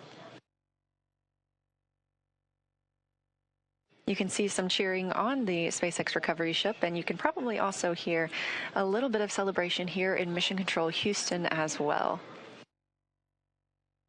That's another foot restraint, or a foot rest, I should say, being brought out of the spacecraft, clearing the way for our final crew member to exit, and that will be Roscosmos cosmonaut Oleg Platonov.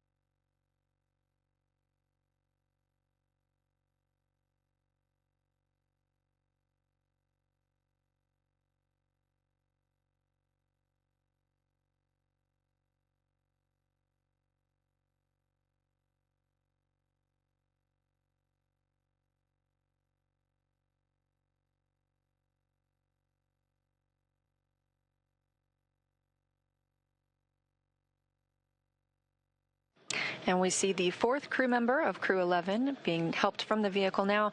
That is Roscosmos cosmonaut Oleg Platonov, also wrapping up his first mission to space.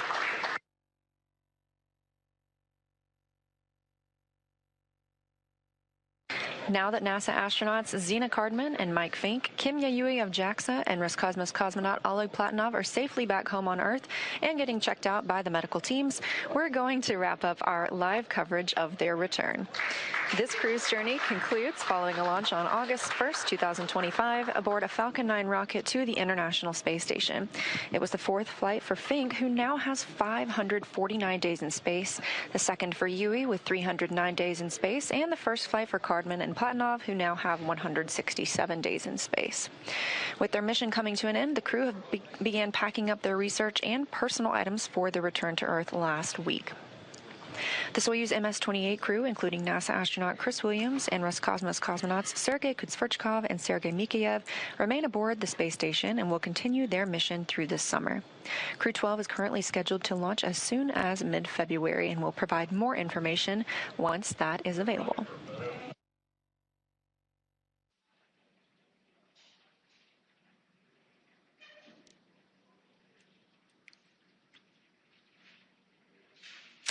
Great news for Crew-11. They are home. The journey back began yesterday, about 13 hours ago, when they closed the hatch to Dragon and undocked from the International Space Station at 12:29 p.m. Pacific, 3:29 p.m. Eastern. Now, during this time, the spacecraft performed a number of maneuvers in preparation for re-entry to the Earth's atmosphere, with final splashdown occurring off the coast of San Diego, California, on time at 12:41 a.m. Pacific, 3:41 a.m. Eastern. And just a little less than an hour following splashdown, we saw Zena, Mike, Oleg, and Kimia make their way out of Dragon and into the recovery ship's medical facilities, safe and sound. We just had some great words here in Mission Control from NASA Administrator Jared Isaacman, and we are still monitoring the crew as they continue their journey back to home. So after the checkouts on the ship, the crew will be flown to a local hospital for continued monitoring and checkouts using additional medical equipment not available aboard the space station. As NASA's Chief Health and Medical Officer J.D. Polk discussed last week, the crew member is stable and we were able to monitor their condition in orbit, but we want to take advantage of resources on Earth to provide the best care possible. NASA maintains relationships with local hospitals to ensure readiness for any post-landing needs, and for this return, we are utilizing that option as part of our normal preparedness process. Afterwards, the crew members will take a NASA plane for the short flight back to Houston. They'll then be reunited with families to bring an end to this mission. Thank you, as always, for joining us for the coverage of Splashdown for Crew-11. Excuse me. Remember to follow SpaceX on X and NASA Online on social media for updates. Pardon me. Here we go. For updates for the very latest on crew and cargo flights to and from the International Space Station. That's it for us here at SpaceX Hawthorne. Go Dragon and go Crew-11. And we'll continue to share the progress of the crew on social media as they travel back home. We also have a post-splashdown news conference coming up at 2:45 a.m. Pacific time, 5:45 a.m. Eastern time, where leadership will share the latest updates as we conclude this mission. From all of us at NASA and SpaceX, it's been an honor. Thanks for joining, and welcome home, Crew-11.